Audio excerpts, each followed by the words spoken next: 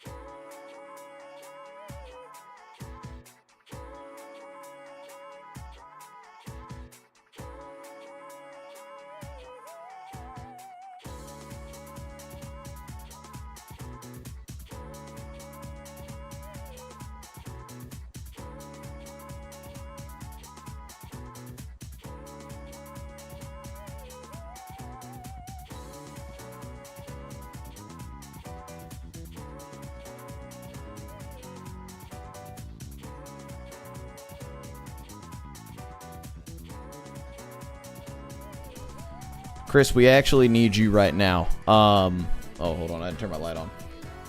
Chris, we actually need you right now. We need to figure out who the Discord problem is with. Because I can hear Kyle.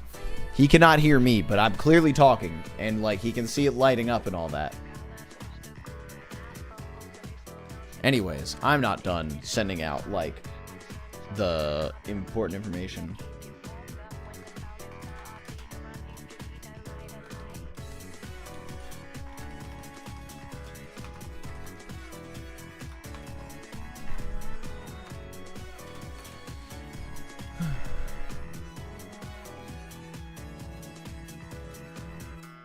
Oh, Kyle ended the damn stream. That's crazy. We're gonna work this out. I'm also trying to get his, I'm trying to get the damn, Kyle? Yep, nothing a good restart couldn't fix. Ah, you got me now? Yep. And I Good, can hear you. good. Alright, I can stop the Persona music now. Or maybe I should leave that going, but it's gonna be really quiet, because I need to be able to think. That's fair. It's been a while. I was trying to like skim through all the songs to like refresh. Because I have stuff written down, but like... Oh, yeah. Oh, yeah, I gotta find the note. Yeah. So, welcome, Chris. We're ranking the Panic at the Disco discography. Discography. Discog. So, Steve. I will make a note for chat and for posterity. The last time... So, we obviously... Oh, that noise was, me finishing downloads for the Resident Evil marathon that I'm doing this week. Ooh. Yeah, I'm playing one Resident Evil game every day because I have 9 days off of work. Oh, what for? Just cause? Thanksgiving break. I put in PTO for the whole break in anticipation of going home, and then Kiara couldn't go home, so I'm still here. But I honestly prefer that because then I can actually like rest and relax. But instead of resting and relaxing, I said, let's play through every single Resident Evil game. I mean, that sounds very relaxing, you know? I think it's going to be fun. It's going to be funny going through all the ones that, like, I haven't played in ages. Mm-hmm. Like, specifically 1, 5, and 6, I think are going to be the funniest. Because, like, the rest of them I remember pretty well. But, like, I blocked 6 out of my memory. I haven't played 5 in years. And Resident Evil 1, the last time I tried to play it, I just got lost for, like, an hour. I'm probably going to have some kind of guide up, if I'm being honest. That's fair. That's fair. Sometimes it's just the best way to play. Yeah. Oh, also, hold on. Your stream's active again, yes? No. Now it is. Ah. Did you guys figure out that Discord issue? Yeah. Oh, We okay. did. It was... Kyle couldn't hear me. I think he just needed to restart. Yeah, I just did a full restart on my computer. I think it's just sometimes if a Nice. Discord just kind of goes, eh. I listened to Gotcha. the. Thank you, Zuko. Zuko said I Hi, listened to the new Kendrick Zuko. Lamar album and it's official. I hate white people. You're so Hi, real for that. Zuko. You're so real for that, Zuko. Hold on, let me refresh. I'm trying to knock on your stream so that we can combine our chats. And Oh, we can. I'm tripping up right now. Yo, we're doing this shit. Streaming your own. Oh, Stream. I get. Everyone go see Wicked per Paul's advertisement. Yeah, I'm going to see it made it. Sunday. Are you? Yeah, Kiara's a massive Wicked fan. Wicked. I've never seen it. I think she just heard me say Wicked, and she's probably on her way to the room as we speak. What'd you Yeah, I say? can hear. All right. Well, before we She's start tired. anything, I have to do my quick little sidebar because I went to the liquor store before I got home. I need you to accept the damn stream together invite on Twitch. What does that mean? Oh my gosh! Look at that. I didn't It know lets that's us a thing. combine our chats, so I get to see both of our chats on mine, and you see my chat too, without having to like have my screen up on the other monitor. or Stream whatever. Together only supports Chrome and Firefox for now. We are expanding access. Well, why did you automatically open in Edge then? Ooh. Don't yell at me. I didn't know it was my default browser. Yeah, I guess you can just click that little join button next to me. That it was verify my on phone. my stream. Oh, I should not type my phone number on stream. Yeah, don't do that. Also, just go back to my stream. There's Okay, like a yeah, little I'm join button. I going don't know back if you to hit your that stream. already. Wicked is Oh, 20 Wicked's a minutes movie. shy of 3 hours. Yeah. Oh, I'm well aware, and I'll be marathoning Resident it. Evil 2 before going to see it. I'm gonna be delirious that day. Oh no. Oh no. I heard the noise. She's coming, I heard chat. something. Oh no. Oh no. Oh no. Hold on. I'm pausing the music. Look at. Hold on. I'm getting out of the way. Yeah, I can't stand on this. Look at her. Choo choo, Thomas. Hi, Thomas. Hi, Reedy. I have my cape. And my Zuko is not lying. It is just shy of 3 hours. I cannot wait for this to be the copyright claim that takes the whole channel down. Oh, I was gonna say it's not out yet. It's out now. Hold on. Let me hit the. I've made it.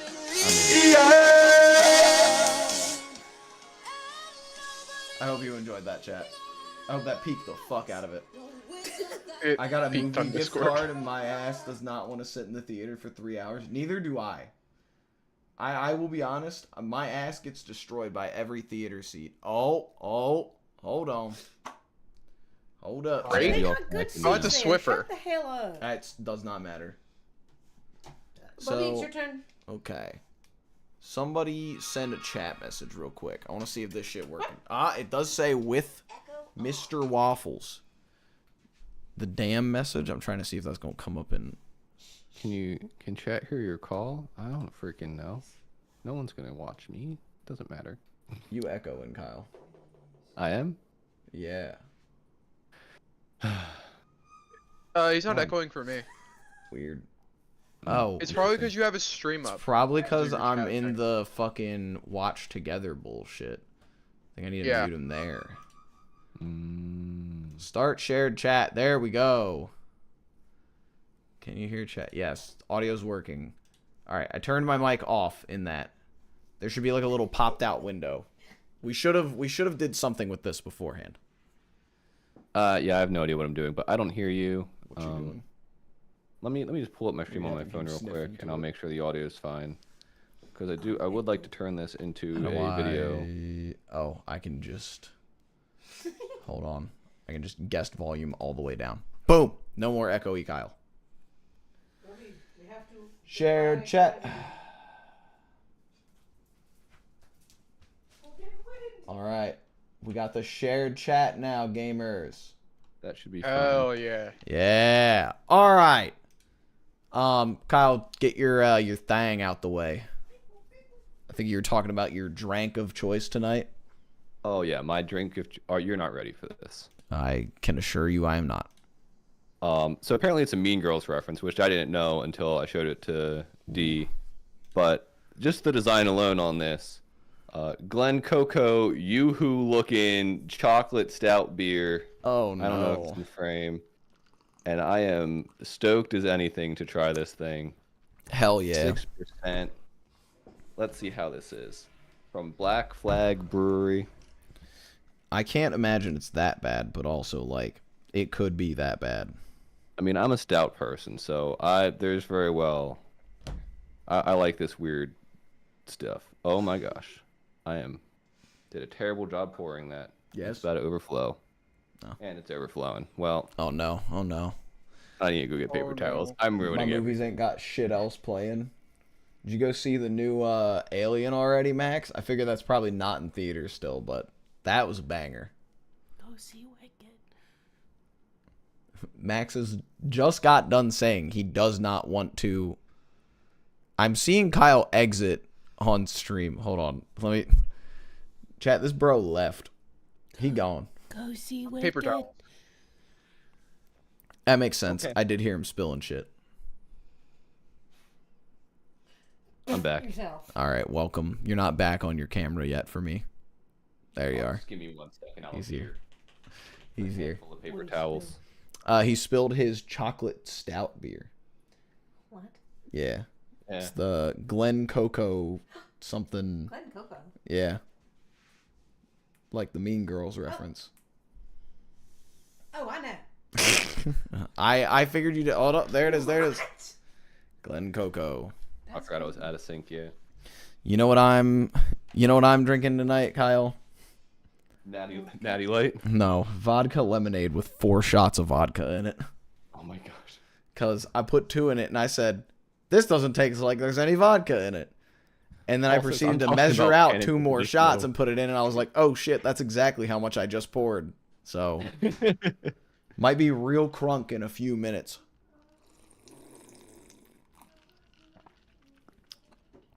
I'm in love with the cocoa. I used to be rolling up. I used to be rolling up screaming that shit at 7 a.m. in high school. What the fuck happened? He's no longer in love with the cocoa. I'm not anymore. I'm not. We got that premium shit. Oh, let me rearrange these albums into release order to make my brain happy. Oh, good idea. Yeah. All right, chat. I guess we're getting down to brass tacks now. So No, it's already Let me really short just- for me. what do I? How are we doing it this time? Are we doing it the same way as last time? I think Least we'll favorite do to favorite. We'll do same. Yeah, we'll do same way as last time. We'll go least favorite to favorite. Did I actually do like a ranking of these? Oh no, I wrote my thoughts. I did not actually rank them at the time. But don't worry. I remember the ranking. Don't you worry. It's a very glad easy you ranking do. for me. It's a very Not a easy very ranking. easy ranking for A me. very easy ranking for me. The hardest part was doing the 3 I liked the least. The other 4, it's like a very cut and dry, like how much I like them. That's for me too. It's the handful of ones that I just don't like, and I Yeah. feel very equally about them. Mm. And then the rest. All right. Anyways, chat. Little background for this. I'm gonna put my music back on. Little bit of background for this bitch. So, assumedly, in July, Kyle and I did a discography dive of the Gorillaz, where we basically we went through and we ranked every Gorillaz album according to how much we liked them, and like talked about our thoughts on each album and all that. Tonight we're doing that for Panic at the Disco, except I'm looking at my notes from I'm looking at my notes that I took for doing this discography dive. This note was last edited August 3rd at 12:33 a.m. That's crazy. Oh, hell no. That's Man was going back to crazy. emo hours. I don't what August 3rd. What was I doing that? Why was I up that late? I don't know. Celebrating Damon's wedding anniversary. I want to say we were out. We were downtown Sanford night before a show, I might add, which is crazy work. I also only have 1 bullet point for Fever, which is you know, we'll get there. We'll get there. But yeah, Heard speaking Panic on at the Disco, that, so this will be an introduction for me. Thomas, the You've never vodka's listened? not already hitting. I can guarantee you that. It's the sleep deprivation hitting right now. that'll do it. But yeah, Paul, I was meaning to ask you because again, we thought we were doing this in August. I was Yeah. like, this would be so cool to like pick somebody's discography and do this like once a month. It once would have every been. other month. Now it's about twice a year. Listen, November's not over. We could do December true. still. That's true. January, That's exactly we're- what we're doing. January, I figure like either like January 1st or somewhere in there we'll do our albums, games of the year like we always do. Yeah. And then that Oh, I'm might be excited for that might be your boy's last stream for a while. Really? Yeah, I'm hitting a point, chat. This year has burnt me the fuck out. I need a break. I'll probably stream for like fun things, like Kyle and I doing this, but like it's not probably gonna cut back on like the regular just gaming streams. No sleep. That's fair. Yeah. I'm having a good time tonight, Thomas. Anyways, same way we did last time, chat. We've got the old tier maker pulled up. We got 7 slots, 7 albums. We're gonna rank these bitches from worst to best. Is there anything else I need to add, Kyle? I think that's all. All right. But I'm gonna let you go first because where'd your face go? There's your face. Me face? Oh, you're trying to... Your face. No, your face. Hold on, your face isn't there. My face is covering your face now. I'll move myself over here. All right. There we go. Oh, I see what you're... I see. I what have you're you going full on. screened right now, so. I see. I gotta get back to it. All right. So I'm going first, eh? All right, I'm gonna... Yeah, because I'm very like similar to you. I'm very on the fence for like the bottom tier ones. Okay. Number 7. And I know this one was the easy... this one... I'm just gonna say the bottom 2 are some fucking stinkers. Ooh. Real stinkers at the bottom here. But I think my least favorite was Pray for the Wicked. Which that might be the hottest take I make all night. Considering I know people fucking hated Viva Las Vengeance. But let me I think that's not that hot of a take. I don't know if it is or not. I will put it this way, chat. I listened to these in reverse release order because I knew if I started with the good stuff, I would not want to finish the bad stuff. So I started with Vengeance and then went backwards to that. All dog shit, thanks. Correct, Brittany. Only correct take. Correct. Yeah. All right, so for... Tune in, you'll see. Yeah. For Pray for the Wicked, my notes were that they were leaning into the Death of the Bachelor style very, very heavily, which worked very well on Death of the Bachelor. It was very, very popular on it. I don't think it was as cool the second time around. Because I feel like, and I remember because you and I lived together when Death of the Bachelor was rolling out. When that was starting to roll out, there was a lot of just like stuff we hadn't really heard done before on that one. And it wasn't as impressive the second time. Because the second time it was like, this is what we expected. I said before even listening, Hey Look Ma, I Made It, and High Hopes pissed me the fuck off. You don't even need to listen. I don't even need... I saw that. Yeah. So, the notes in order, I was just like, stream of consciousness at the gym typing this. First 2 songs talk about nothing, which I'm probably still right about that. I just listened to it and I was like, this dude's yapping about nothing on this track. Crazy. And then the next note is all capitals. Why are they back to back? Which I assume means that Hey Look Ma and High Hopes are back to back on this track listing. What a fucking torture chamber. I never wanted to hear that shit again. I'm pulling up the goddamn... Hold on. I'm pulling up Spotify in full screen so that I can look at the discography. Hold up. Wait a minute. Y'all thought I was finished. Right here. Went out with the Rolls Royce. Y'all thought it was rented. Okay. It's... Oh, thank goodness we didn't have to listen to Me with Taylor Swift. Me. Yeah, these 2 fuckers said absolutely nothing. Why are these back to back? That shit hurt. There's another note of talking about his mom a lot. He does do that. Yeah. Because I think there was more, like, in here where he was talking about it. I said another one of my notes was there was so much unnecessary edginess between, like, unneeded cursing and, like, talking about blunts and shit. Like... Brunch. Yeah, basically it was just saying, like, he's just talking about all this edgy shit, and I'm just like, dog, you're a theater kid. Just shut the fuck up and make your goddamn pop hits. Like, oh, bye, Chris. I feel like Chris realized he was in on a conversation that he was not suited for. Oh, wait, nope, he's back. I thought he was going to be the hype man and, like, shout stuff in here every once in a while. I'm on Xbox, and before you get to Discord, you pull up parties, and I just accidentally made a fucking solo party. Nice. He's talking to himself. He's fighting the voices. If I leave, it's me making a solo Xbox party, and I'll be back in like 2 minutes. Yeah.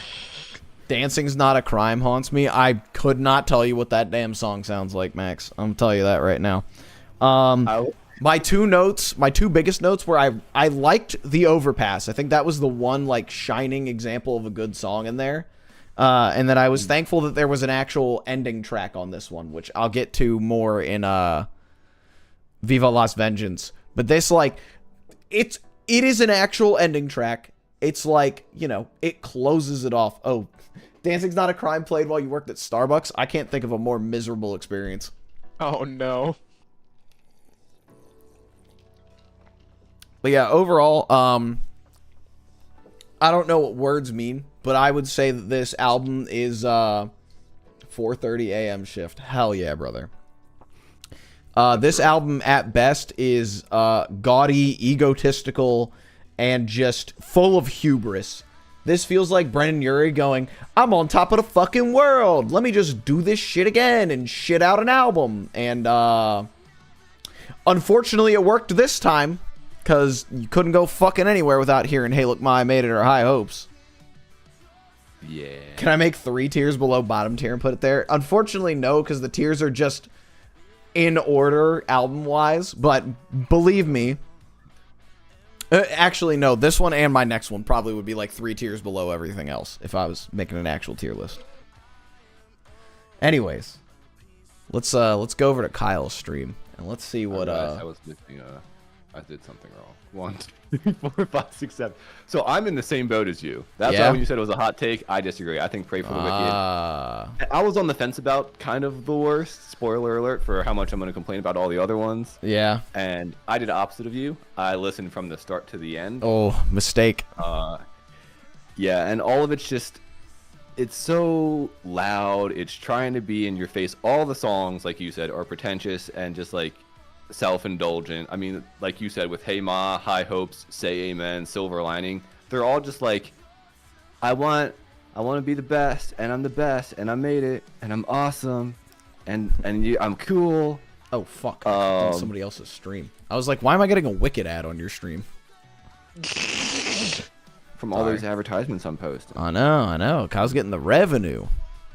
Outside of that, I have this note for Dancing's Not a Crime that just said dancing, dancing, dancing. To which then I thought, did I like this song? And it followed up with the next note, this song's annoying. That sounds about right. The answer was no. I think I was just annoyed that it kept saying dancing. Dancing. Let's see. Honestly, I don't think there's much else to say that you didn't say. Old Fashioned apparently made me really upset. This one sucks pee pee poo poo. Where's the actually gotta be one of the worst songs of 2018. In terms of Dying in LA, I also did not like that song. Every time, it was obnoxious. I obviously did not like it either. However, I was at least thankful. Had an outro feeling. Yeah, it at least felt like an ending track. It at least felt like he was like trying to make an album here and not just like shitting out a collection of songs. Yeah. But last thing I'll say is because I tried to put like an overall note at the bottom, and again I listened to them in release order, and the note just says, "Ask Paul if next time we do this, we could listen to a good band. I miss Gorillaz." That's so real.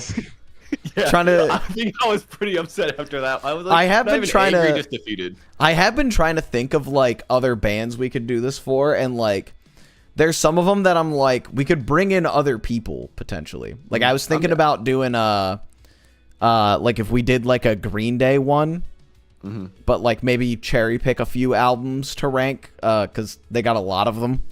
We could bring in my buddy Jake, who's a big Green Day fan. I was like kind of thinking about shit like that. We could always do Fall Out Boy. I mean that would be fun for me. I made a list of bands we could do if you were interested. My man, that's what I like. We can go hear. over them afterwards. Yeah, let's go over them at the end. Give people a little taste of what's coming next. All right. It's 6 months later. Is that your conclusion on Pray for the Wicked being the most dog shit in the discography? Yeah. Pray, and it's funny too because it was like they hit their, I guess, popularity peak at least in terms of Death of the Bachelor. I feel like, and then Pray for the Wicked came out. It was overplayed on the radio and everybody hated him. It was wild. See, but here's the thing: the change was pretty 180 quickly. Sorry, I was taking a big old swig. That's kind of how I saw it. It was like people liked them. That happened.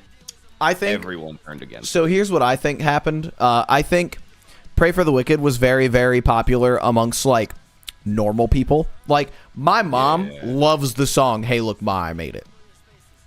Because it has the word "my." Moms love it when they get talked about in songs. Oh, believe me, my mom is just like, someday you'll be singing that about me, and I'm just like, Mom, by God, it won't be that song. It'll be a good song. But yeah, like I think it was really just it kind of felt like a betrayal of like that was the final nail in the coffin of like any original like Fever You Can't Sweat Out, Pretty Odd fans enjoying that band. I think that was the nail in the coffin.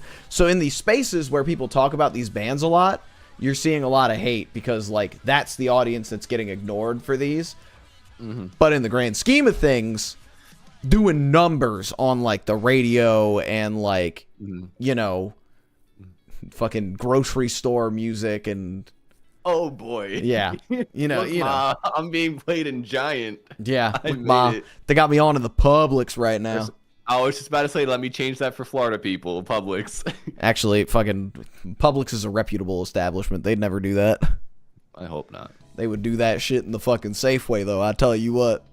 Actually, I don't know why. I don't know why I'm shitting on Safeway. I like Safeway. I would go in there. I would go in that bitch after high school, get the biggest cookie tray I could find. Matt and his friends would demolish it in like 30 minutes, or it's free. All right. What's your next one? Anyways, next one. Not a big surprise. It's Viva Las Vengeance. This one also sucks ass. Let me look at my notes for this bitch. Oh, a positive note first. I said I honestly kind of like the production and instrumental style. I think I was just digging that, like, this felt like him trying to do Death of a Bachelor again, but in a very different way from Pray for the Wicked. Where, like, Pray for the Wicked feels like him trying to do the exact same goddamn thing again.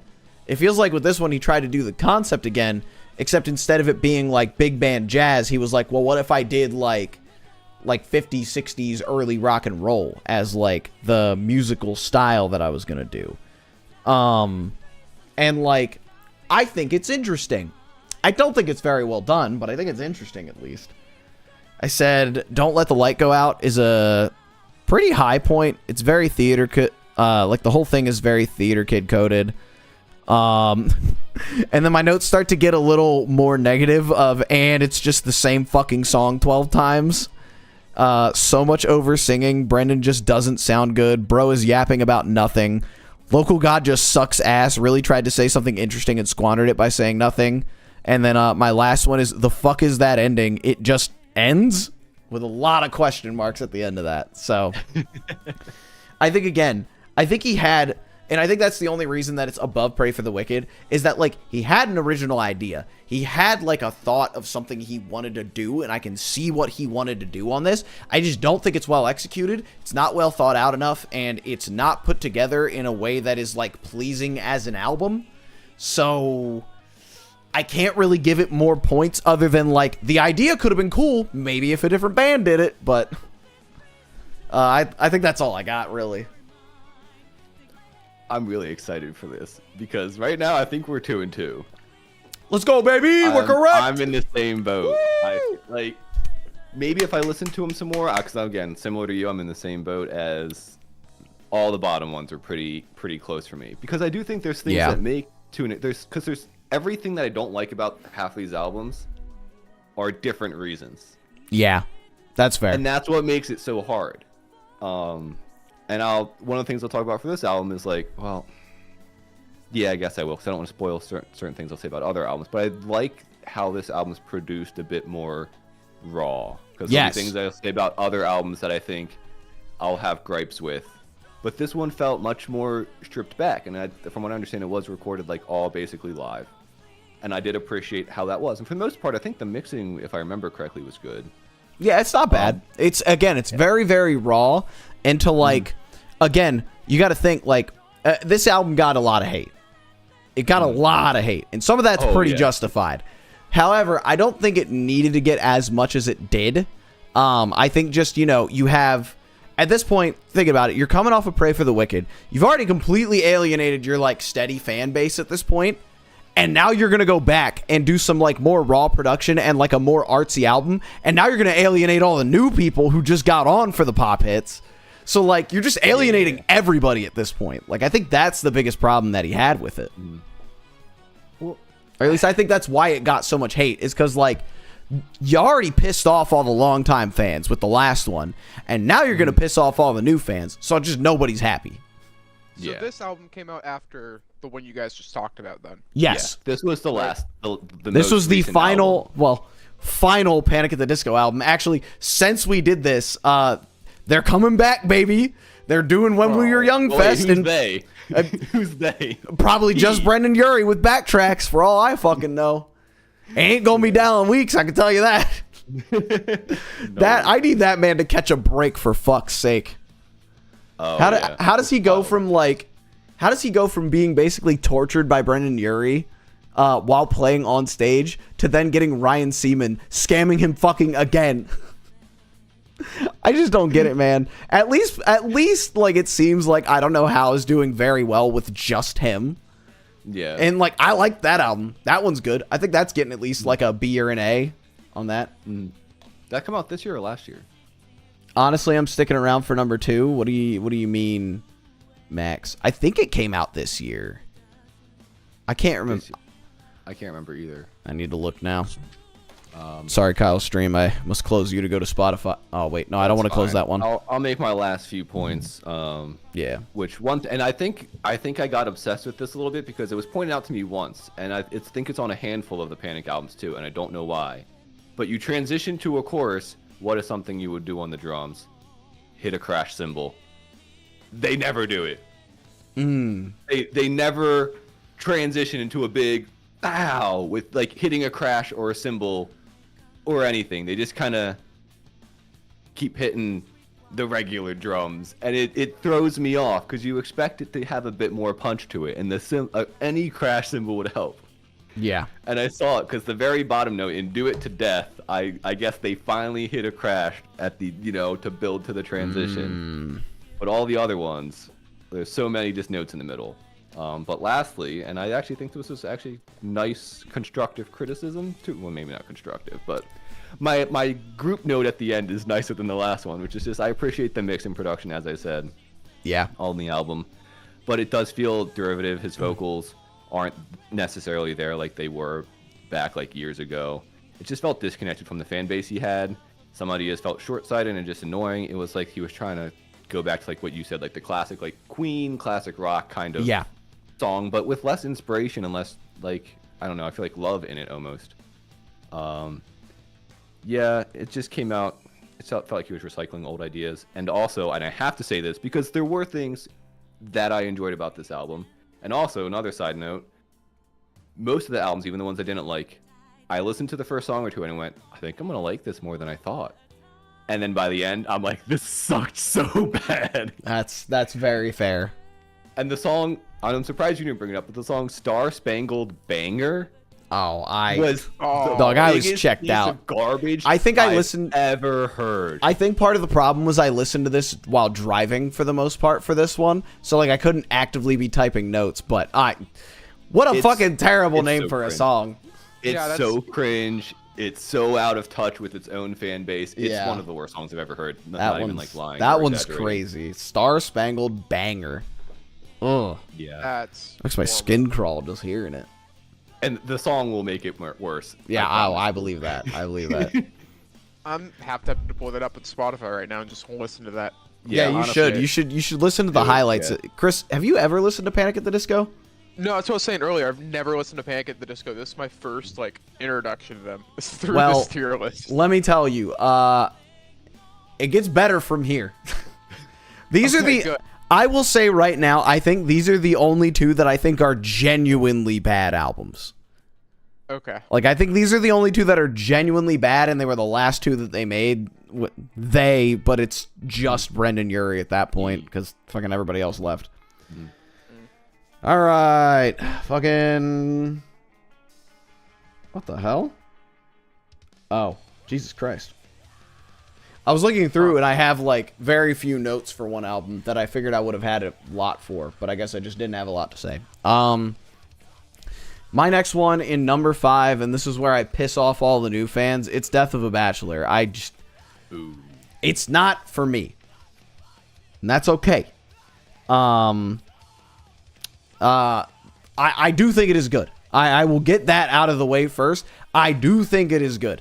I think this was the change up he needed to make in order to continue doing music, like without Spencer, without Ryan Ross, without like the original lineup and like all of that. Because another thing to note, Chris, is the lineup changed like just about every album after the second one.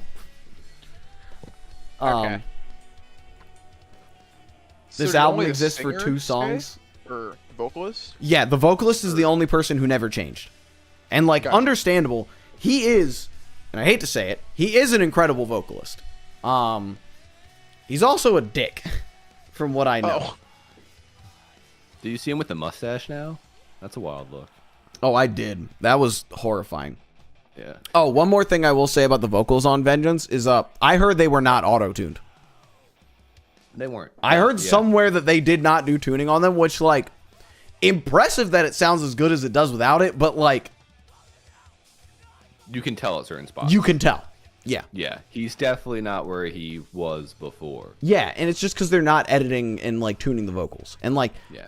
again, it's cool that he can get that close without it, but, like, I don't know what you expected people to, or how you expected people to react not But doing it even after his doing it on live every album. performance, though, like I think that I'm convinced that's why they broke up or stopped panicking at the disco, because once they released that album, he went on tour. All I saw on the internet was people going to his concert, filming him, and making fun of him.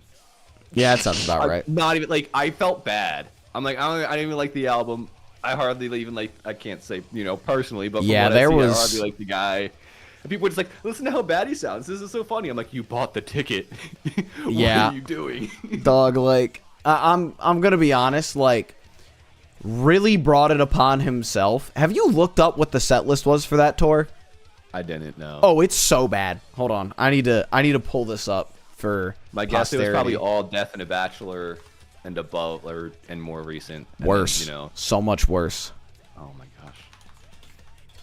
I'm sure you had the one song, and then you had the other Star song. Spangled Banger. Okay. I deserve to get paid for listening to that. All right, here we go. Here's the set list in order. Say Amen, Saturday Night is the opener. Okay. Then Hey Look Ma, I Made It.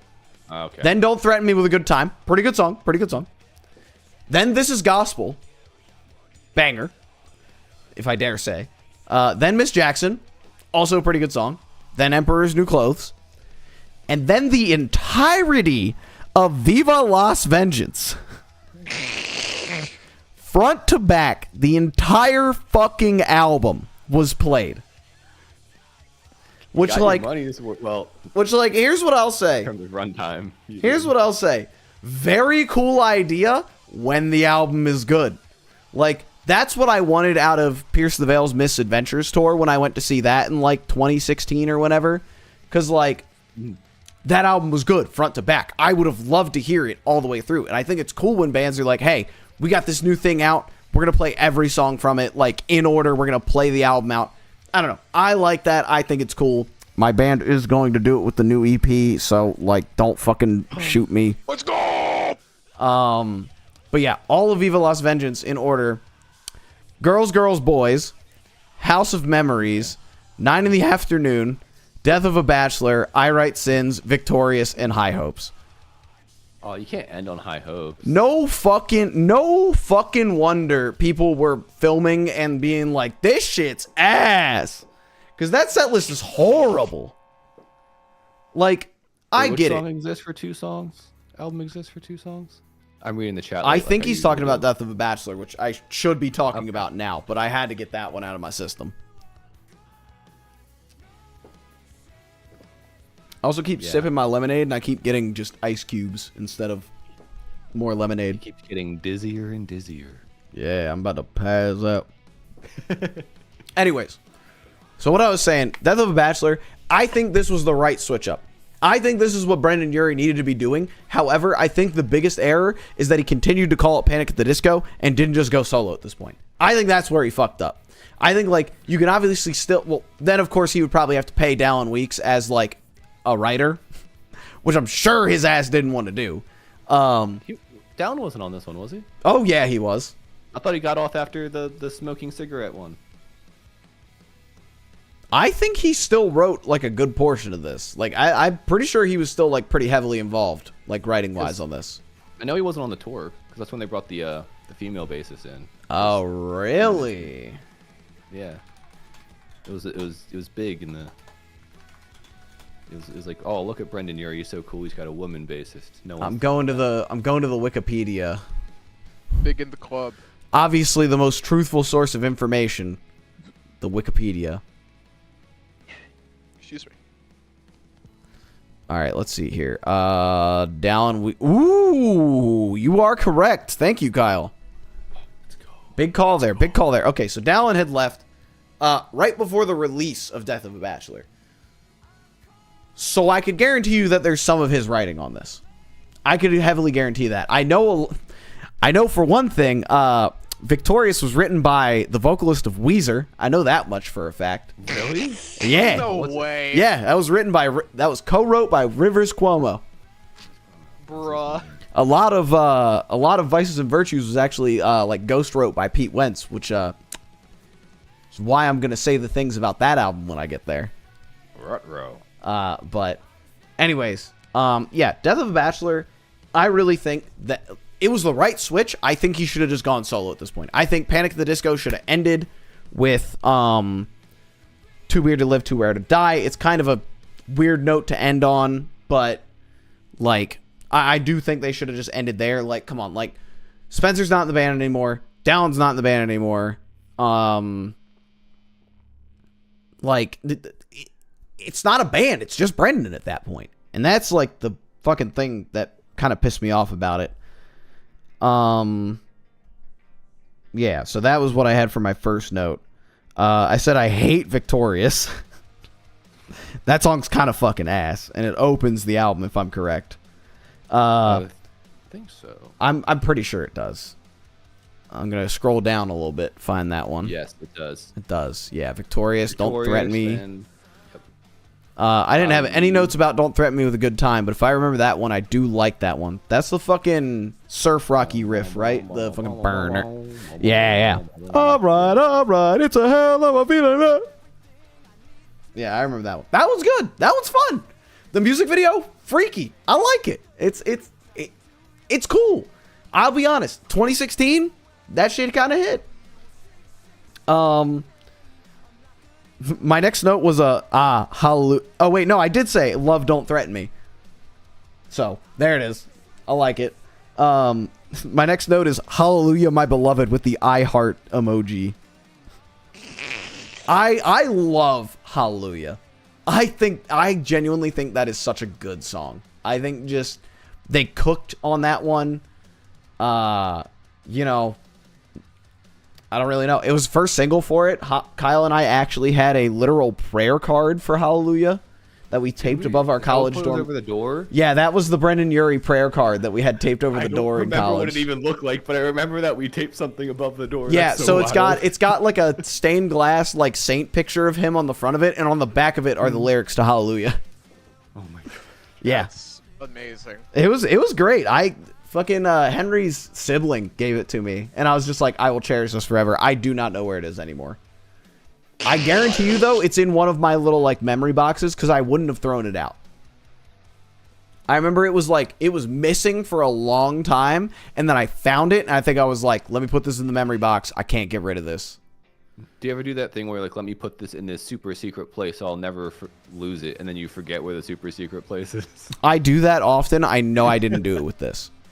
I'm telling you, it's probably in a box under my bed. I could find it right now, but I'm not going to do that yet. I said I like the title track more than I remember, which you might remember when that came out, Kyle. I said that shit was ass. I think I remember that because I think I was like, oh, it's kind of neat at the time. Yeah, Kyle had the right using like this trap ideas with like this Frank Sinatra wannabe style. I remember his I exact. just thought it was interesting. His exact words in an interview was he was like, I wanted to combine Frank Sinatra and Beyonce, and at the time I was like, this shit's ass. I do not like this. Listening back to it, I was like, you know what?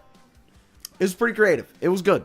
I liked it more than I thought. So I said Crazy Equals Genius had a good instrumental, or a great instrumental, but cringe ass lyrics. I said there was some filler at the end, which is probably referring to like Golden Days, Good, the Bad, the Dirty, and House of Memories. And then Impossible Year is a fantastic way to end this album. That shit had me crying in the club. Like, I think that was the last, like, from the heart thing that motherfucker ever wrote. Like, that shit's real good. So that was at the time that you took all the notes for this one at 12 o'clock in the morning at a club? No. Maybe. Maybe. But yeah, again, I think my overall feeling is this would have been a lot better as like a Brendan Urie solo album. It should have just been Brendan Urie solo project from this point on out.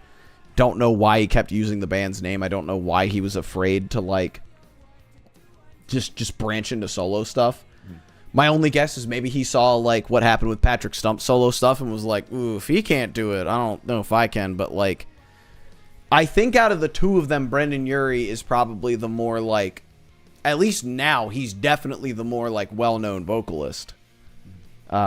Whether that's for good reasons or not, I'll let you decide. But part of me wonders if it's because I feel like in reality, if he did the solo record, he should have done it at Too Weird to Live, Too Weird to Die. That's when he should have changed it. Yes, I know he had.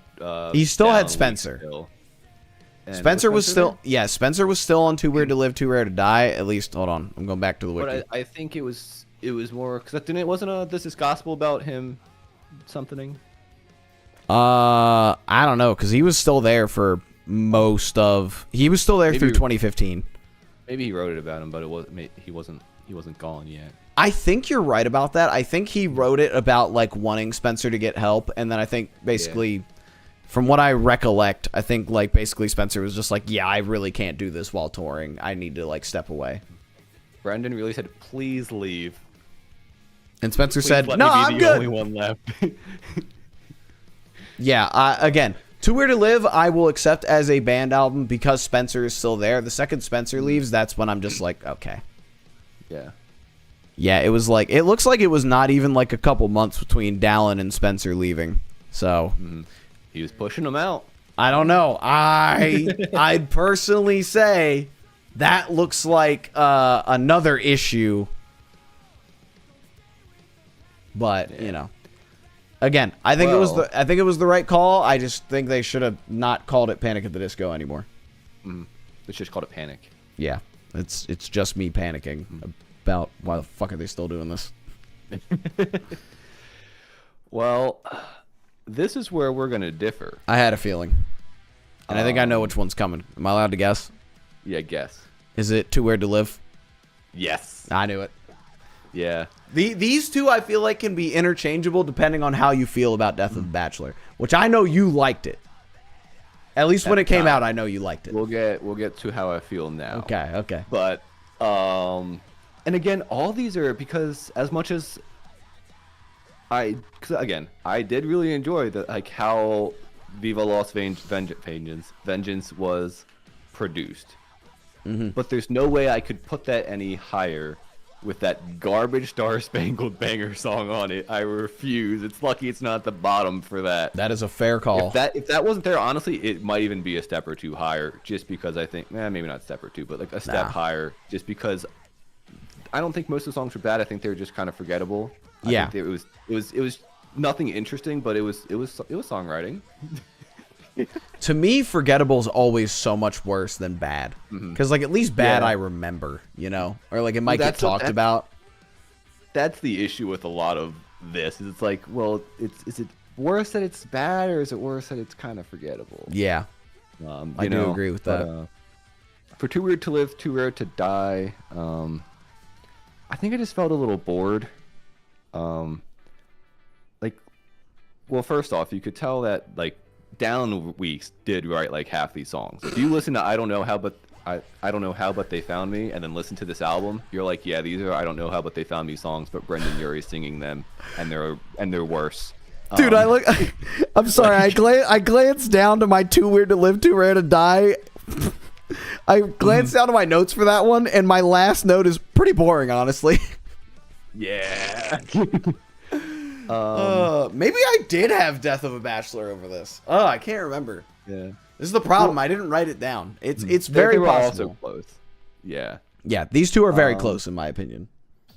And I think, too, it all depends on the order you listen to. And I'm going to talk about that more as we go on. That's understandable. I wonder, too, if, like, I was angry at certain ones because I was so far into the discography, whereas maybe if I listened to this first and then went to the other ones, maybe I would have been angrier or less angry. I don't know. But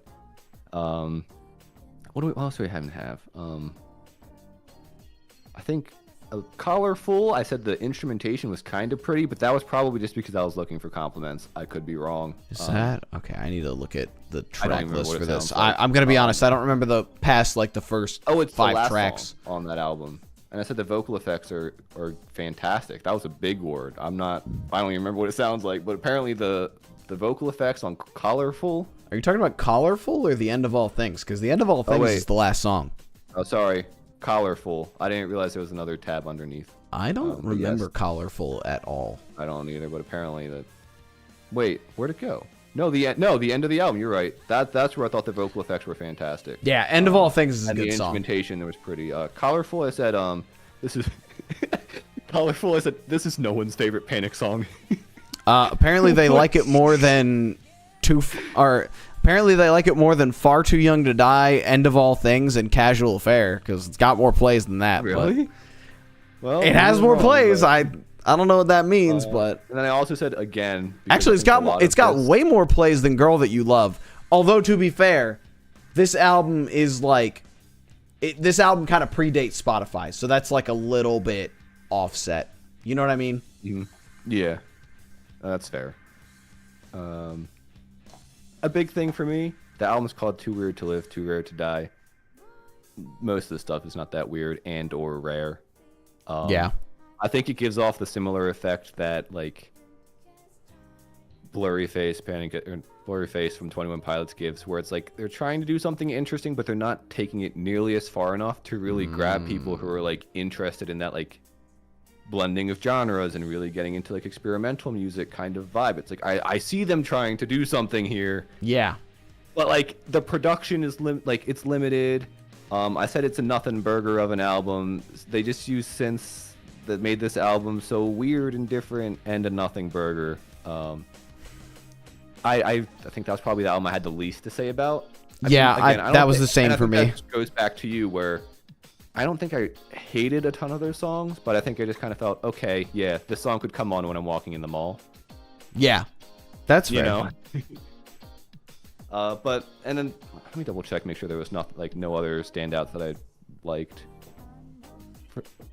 Apparently for Nicotine, all I said was man, and I'm not sure what that means.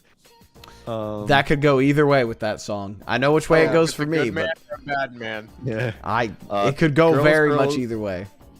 Girls, Girls, Boys. I said love is not a choice. That's true, at least. But I'm guessing I did not enjoy the song because that was really what I had to say about it. It was one of those songs that I'll admit in 2013 I was like, oh wow, I really like this. This is cool. Looking back at it now, I'm just like, well, yeah. Far Too Young to Die. I think I like the chorus a little bit. But I said that after I also said the song is unenjoyable. Oh, wait, no, never mind. After I said the chorus hit, I said at least the other ones were a little catchy. This one's pee pee boo poo poo boring. oh, So never mind. I was wrong on that. I have to finish reading my notes before I can make comments. I see. That's very fair. Yeah, no. So I think it was. I think that for me that was the least interesting, and I got the least out of it. Gotta consult the notebook. Yeah. Yeah. But that's it for my Too Weird to Live, Too Radio Friendly to Die. That's fair. Well, would you like to take a guess at which of mine is next? Too Weird, Too Weird to Live. It is in fact Too Weird to Live, Too Rare to Die, baby. A lot of the same sentiments as you on this, Kyle. I think okay, first of all, like you said, you can very much tell Dallin Weeks is the one writing this. Like, these are I don't know how songs in their like prototype form with Brendan Urie singing them. I did say that there's a lot of filler towards the end of it. And you know, my other note was that it was pretty boring. My main note about it though, and I think why I put it above Death of a Bachelor, is this first like 6-song run had a chokehold on me in high school. And it's still really good. Like, this is a really good fucking 6-song run of, like, This Is Gospel, Miss Jackson, Vegas Lights, Girl That You Love, Nicotine, Girls, Girls, Boys. Say whatever you want about the last 2 in that run, but, like, the first 4 of that are really good songs. I like Nicotine a lot. Again, I like Girls, Girls, Boys. It's, for 2013, a pretty progressive song. And, like, I know that was cool. I know a couple of, like, our friends that were gay in high school were, like, pretty about that and, like, glad that, like, a band that was getting radio play is saying some shit like that. And, like, for 2013, that's pretty important. I'm not going to knock that. And then Lady Gaga was doing it first. Well, yeah, Lady Gaga does everything first. She's the fucking she's the fucking Pathfinder, baby. Who's that? She was in the meat dress, boy. I thought you were going to say she was in The Matrix. She could have been. You'll never know. She was there before they made the movie. Listen, I think Lady Gaga is just fucking cool. I'm so mad that I hated on her for so long. Like, again, I was in my just like, I like rock and metal music, and my dad says pop music's bad, so I don't like it. I was going to say, no one was allowed to like pop music in high school unless you were basic. And no one wanted to be basic. Yeah. That was another problem. Mine was more of just my dad was just like, oh, it's pop music garbage. And now I listen back to it and I'm like, holy shit, the songwriting's so good on this. I can't remember if it was her or Katy Perry was dating Travis Kelce, though. Fucking hell. That's Taylor Swift. It's neither of them. Oh, well. There you go. That was awesome. What the fuck going on in Iowa, bro? Taco John's. Fucking Taco John's, bro. But yeah, I think my only. TikTok. All right, I'll hit the fucking. I'll hit the marker button for that one, Chris. Why not? I'll probably look back and not find it as funny. My ass retarded. Yep. I think the only other note I have about this one is I got 2 notes. One is that piano version or piano only version of This Is Gospel goes kind of crazy. Yeah. I give them that one. They cooked. That was Tumblr was fucking gobbling that shit. That's what first got me into Panic! At the Tumblr Disco. was snorting that shit.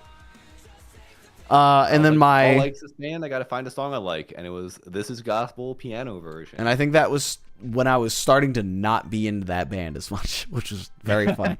I feel like that happens with a lot of bands for me. Like, people get into them and they're like, yo, the new shit is really good. And I'm just like, I don't like it as much.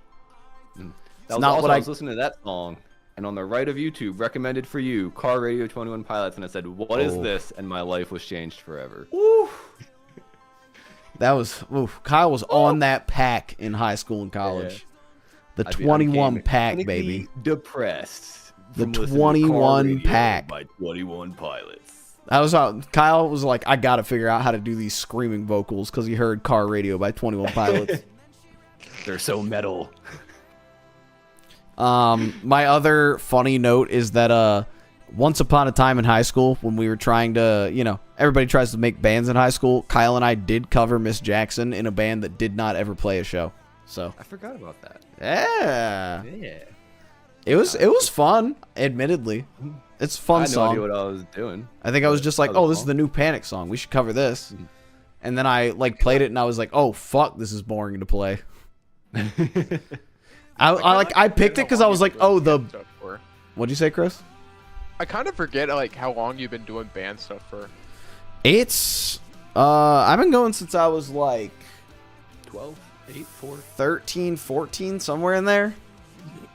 Might have been 13. It was like freshman year of high school. Some of the sophomores were trying to get me to be in on their band stuff, and I joined and got kicked out, and there's the whole fucking a bunch of shit like that. drama. Yeah. I got kicked out because I wasn't taking it seriously enough, which is really funny considering I'm the only one still doing this shit. What, Mao? I obviously don't hold any grudges because, we were in fucking high school. Who the fuck cares? We don't know what we were doing, but... What do you think the whole EP is about? Yeah. Each song on the EP is about the former member of the band. Nah, the EP is about... It's called Local God, Local God 2, Local God 3, Local God 4. Okay. But yeah, I remember I picked Miss Jackson because I was like, oh, there's a cool bass line. And then I learned the bass line. I was like, oh, that shit's not as cool as I thought it was. This is not impressive at all. That's what I have to say about that one. Kyle, your pick. I feel like if I had to guess, I would say it's Vices. No, it's Death. Oh, is it? Okay, I expected that to be higher on yours, honestly. But then again, my perception's warped because I was around you when that album came out. You were around me when I enjoyed the album. And I will Correct. say, one disagreement I had, and at least when I listened to this, the probably one and only time when I went back and re-listened, I enjoyed Victorious. I was saying it was a party. I was surprised that I was enjoying it. I didn't say it was fantastic, but it was fun. One of the things I will say, which I think is interesting, and I think it's the perfect comparison to Pray for the Wicked, is I said, I wish that Victorious sounded douchier, because I think the ego in this song, in a lot of the songs in Death of a Bachelor, came off in this charming, self-aware, fun kind of I'm feeding into myself, and that's part of the fun. Whereas Pray for the Wicked just felt self-inflating for the sake of it. It felt like there was almost this narcissistic character in Death of a Bachelor. Ooh, that's such a good note about that, because I do agree. The ego works on Death of a Bachelor. Yeah. It does not work on anything else. Yeah, and I was surprised. And then, again, the same thing with Don't Threaten Me with a Good Time. I was like, I don't know if it's just nostalgia, or if it's just the fact that he's leaning into this pretentious, douchey character that's kind of makes it fun to listen to. As somebody who's not really nostalgic for Don't Threaten Me with a Good Time, or really anything on Death of a Bachelor outside of Hallelujah, I can tell you that it's not nostalgia telling you that. It's a good song. It is genuine. The riffs are good.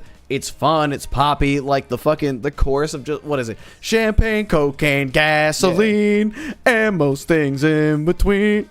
It's fun. How can you deny fun? It's got that same it's those party songs. So they talk about getting naked and pouring beer in your butthole or something. It's just obviously gives me Hot Shell Ray vibes, but it's fun to dance to and pretend like you would, Yeah, it gives me Hot Shell Ray vibes. Tonight, and what the fuck is the other one? The one I like more than that one. I have no idea what you're talking about. Gotta be honest. Oh, what is that one called? Hot Shell Ray? Come on, we're going at it tonight. We're dancing on the edge of the Hollywood sign. I don't like there that was song, that one. There was another one I liked a lot better that featured the New Boys, known for making the song "You're a Jerk." Oh my god. Whole music video wearing Pierce the Veil shirts. Shit's crazy. It's wild. I love it. Like between that and then that one picture of Jason Derulo in a Pierce the Veil shirt, shit goes crazy. What the fuck was that song called?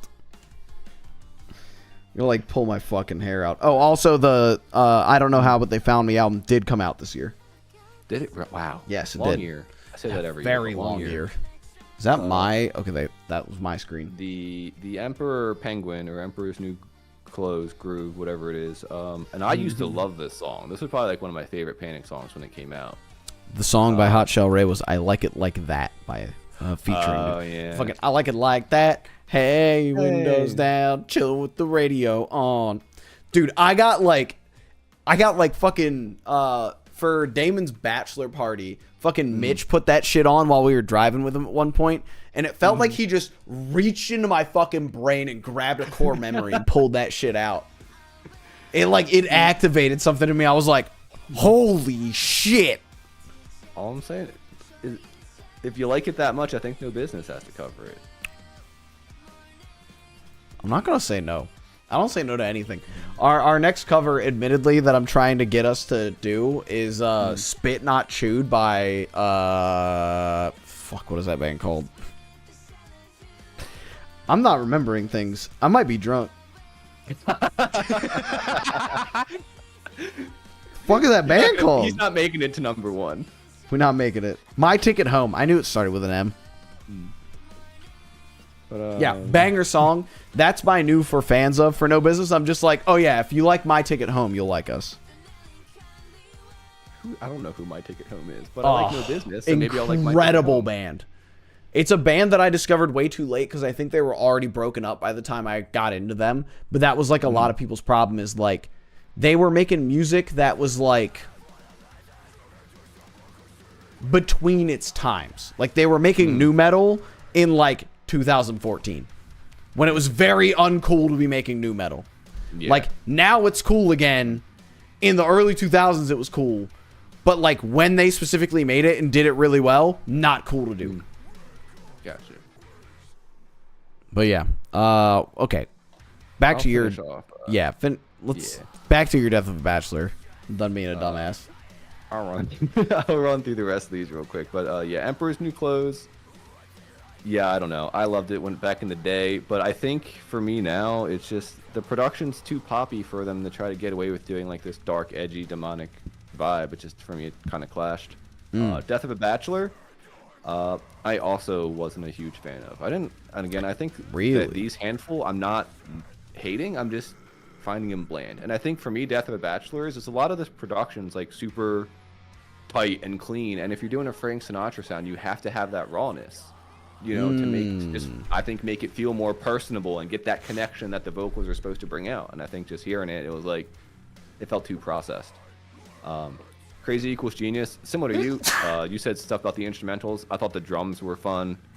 The faster tempo, because I think the handful of ones before that got a bit slower. I enjoyed that. LA Devotee. That's a good one. I said, yeah, that one's more fun. Golden Days, I did not like. I said ill, way too blown out. I think that was where my filler started. Yeah, I don't know what I named this song just the good. I don't know what that title actually is, but it's whatever one comes after Golden Days. It's the good, the bad, and the dirty. That makes I said ow wow wow wow wow wow wow, and I think that's because I was making fun of one of the sounds, and then and then I said the song's just whatever. House of Memories, I wasn't a huge fan of. Impossible Year, I thought the horns were too quiet. Weird comment, because again, you probably know more about the earlier on in the band than I do, but for some reason I wrote, I wonder what this would have sounded like if Ryan Ross was still there, because I guess I just thought that maybe he could have added something more that made it more interesting. To Impossible Year? Yeah, that closing song. I don't know. That's one of those that I don't think needs more. Yeah. Also, I want to note that I'm looking at it. Instrumental. What? I said the horn was like the only thing I found really interesting. Like the horn, I don't remember if it was a trumpet or what it was. I said horn in here. That is fair. Really kind of like stood out to me. And I just said Brendan decided to start singing good. It would have been cool if he decided to write an interesting song to do it over. It's very because fair. I think most of these songs, and I think that's why like Crazy Equals Genius stood out for both of us. Because while, you know, nothing was awful. It was just kind of more nothing burger. You had interesting ideas, but again, the production didn't lend it to push those ideas to kind of grow. The Death of the Bachelor, Frank Sinatra sound, he didn't push the production to sound more raw and have that classic, you know, theatrical style that Frank Sinatra would have that would then, you know, make it more interesting sound. He just kind of, it all kind of was too produced like a generic pop album for what he tried. It just made it sound uninteresting. But again, I think it started off strong, and I do think it had this suave of like, yeah, I'm a jerk and I'm cool, you know? Yeah. It was the anti-hero in that movie that you watch, and you're like, I kind of like him. Yeah. You know, you love to hate him, and you love to hate Death of a Bachelor. That's all I'm gonna say. Yeah, that's fair. Yeah, again, I liked this one more than I was expecting to, considering I just didn't really like it when it came out. But like, the internet and all of the people around me were constantly trying to tell me I was wrong about that. I will say that I was right. Contrarian. Yeah, I don't know. No, you were right.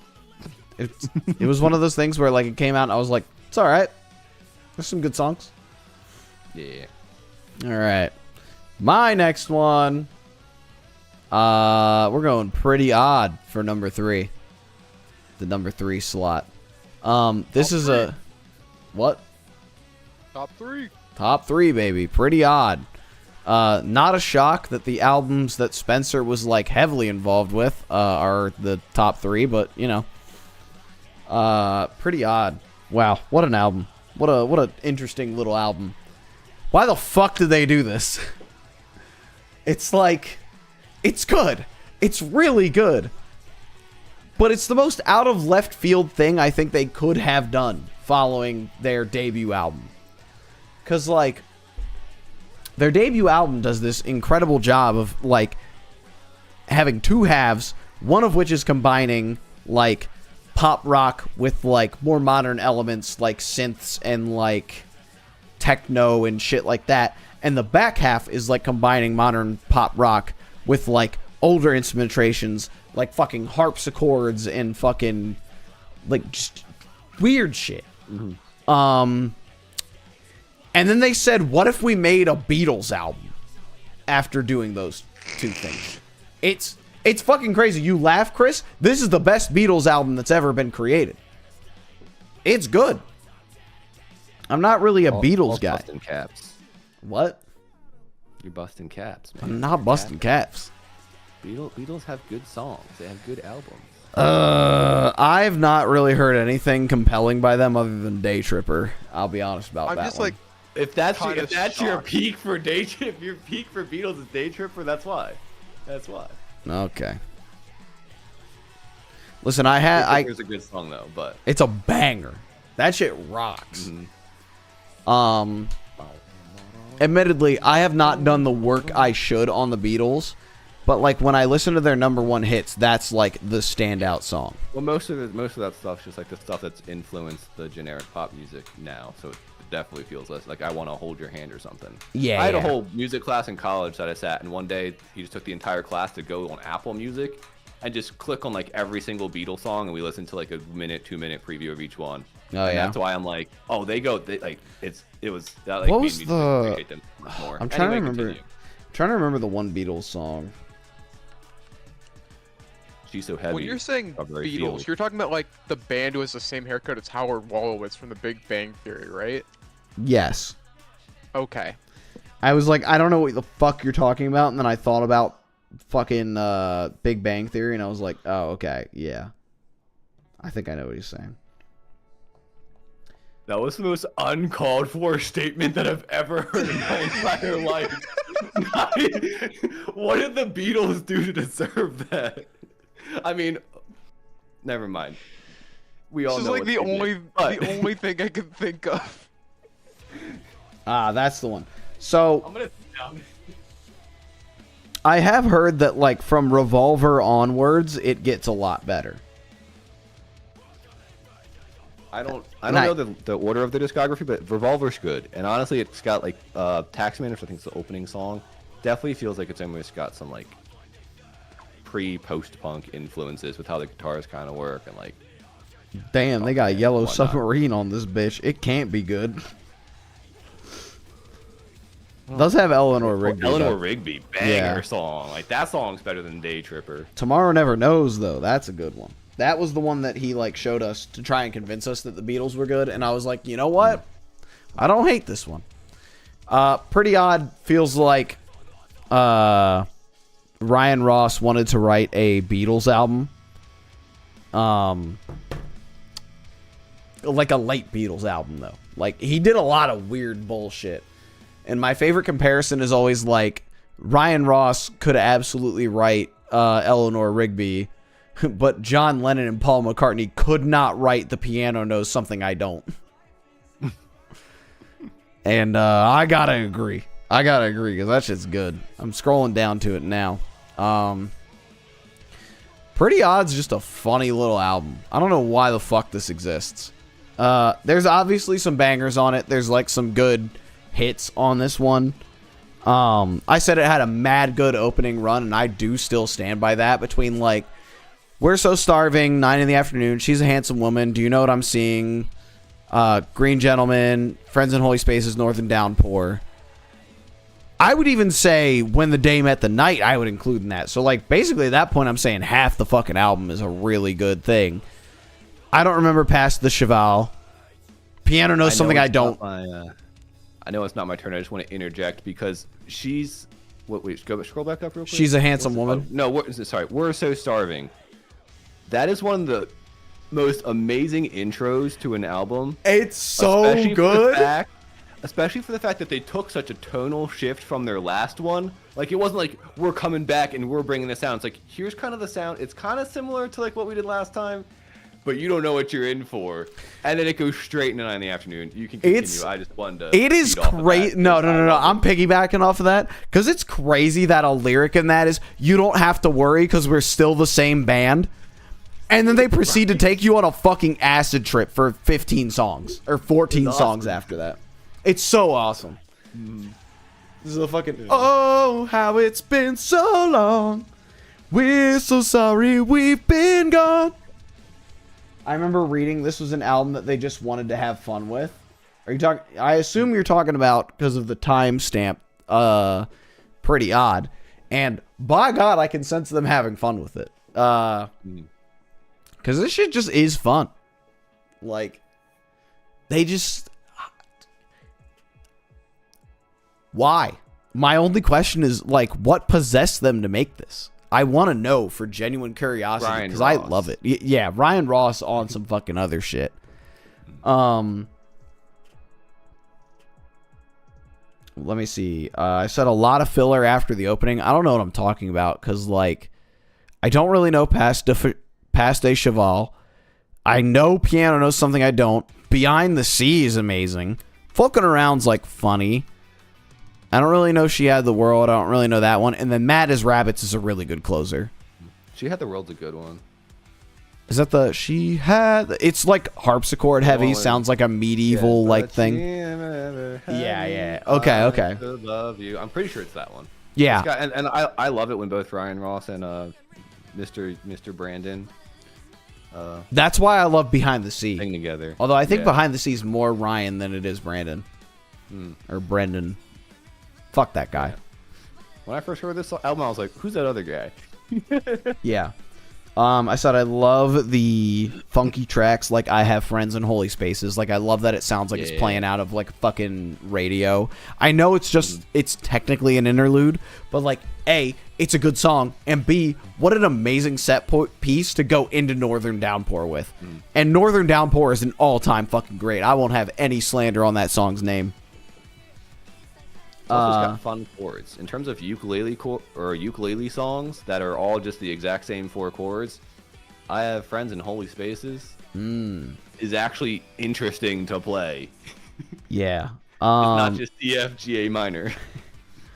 I said it has amazing transitions. I have another note, which has been basically what I've been saying the whole time, which is, why did they do this? And then parentheses, positive, next to it. So it's clear that my feelings have not changed in the 3 months it took to finally get this together. And then my last two notes are just fucking Beatles album and then Ryan Ross going crazy.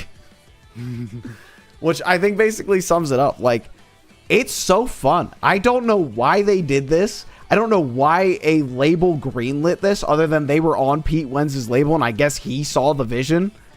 Oh, I skipped over my note that was 9 in the afternoon, a Rock Band 2 Hood classic. And that's all I have to say about that. I remember I was so excited that this was on Rock Band 2 after Fall Out Boy was on Rock Band 1. Very good moment. But yeah, again, the first 8 songs I think are like perfect.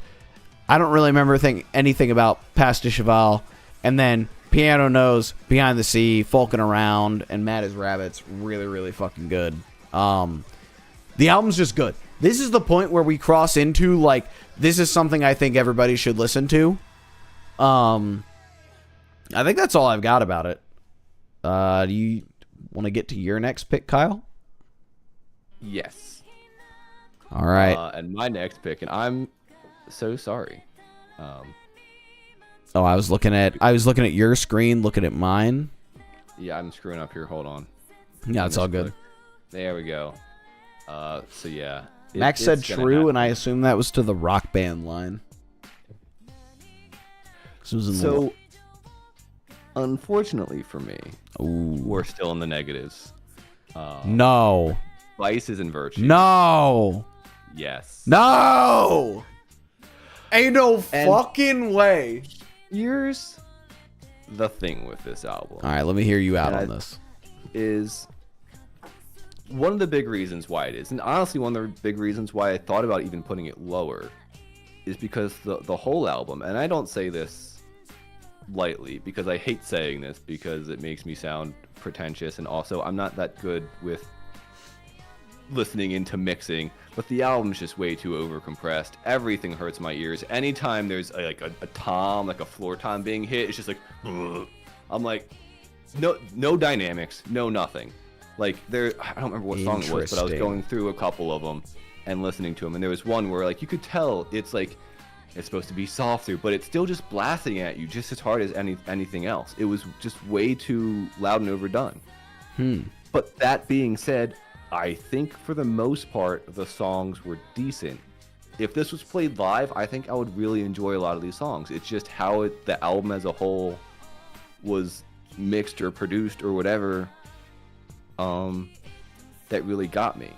There were certain things about it, and a lot of this I think goes into the fact that Ryan Ross left, and I could be wrong. Because Mona Lisa came in, I said, this is Panic to a T. It's theatrical, and it's rocking, and it's solid. But from there, it kind of went down with a lot of it. Ooh, that's a crazy statement to make. A lot of it was kind of... There was just some moments for me that felt corny. I put it this way. It felt like a theater performance by a bad actor that's a good singer. Like, I didn't believe anything he was saying. If he was singing something in a song, I'm like, yeah, his vocals sound good. But he doesn't sound convincing. Like, he doesn't make me feel like I'm supposed to be sad if the song's sad. He doesn't make me feel like I'm supposed to feel this way if the song's this. He feels like he's not convincing me of the emotion he's trying to portray. But his vocals are good. Okay. And again, this is where I think overall, I think the songs on their surface are decent. And this is why it was hard for me to even rank this one. Because in terms of just like the recording, the album itself, I don't think I really enjoyed it that much. But I think if it was being played live or even performed by somebody else, copy pasted, I'd be like, yeah, this is great. Okay. And I actually said, because again, I listened to these in order, I said, this album made me nervous for the rest of discography, because I thought I was going to enjoy this one, at least a little bit more. And I said, oh no, what have I done? And again, maybe I was just being extra harsh because I was expecting to like it so much, and I expected everything else to be so much worse after. And I said it wasn't the worst thing by no means, but it shouldn't have been this big of a step down from where they have been before. And again, I think a lot of it and again, I don't know as much as their past as you, but from what I understand, I think Ryan Ross helped write a lot. Yes. And it felt like for this album, I said it in one of the other notes in regards to one of the songs, but honestly, I think it applied overall, is it felt like Brendan Urie was trying to, or the band was trying to recapture what they had in Fever, but do it in a way that was more pop radio friendly and just made it less interesting entirely. Or at least, maybe not entirely, that's harsh, but like it just made it less interesting and enjoyable. Whereas, I don't want to talk about Fever too much, but there's things in there where it's really interesting and the stuff they're doing is pretty cool. Whereas this felt like it was like pulling some of that away for the sake of making it more catchier so it can maybe be played on the radio one day and be just more generic pop rock alternative stuff. Okay. That is fair. I will say one of their like big things going into this one was they were like, yeah, we wanted to make it sound like Fever again. Because that's what people liked. I think they got a lot of backlash with Pretty Odd because it's a weird ass album.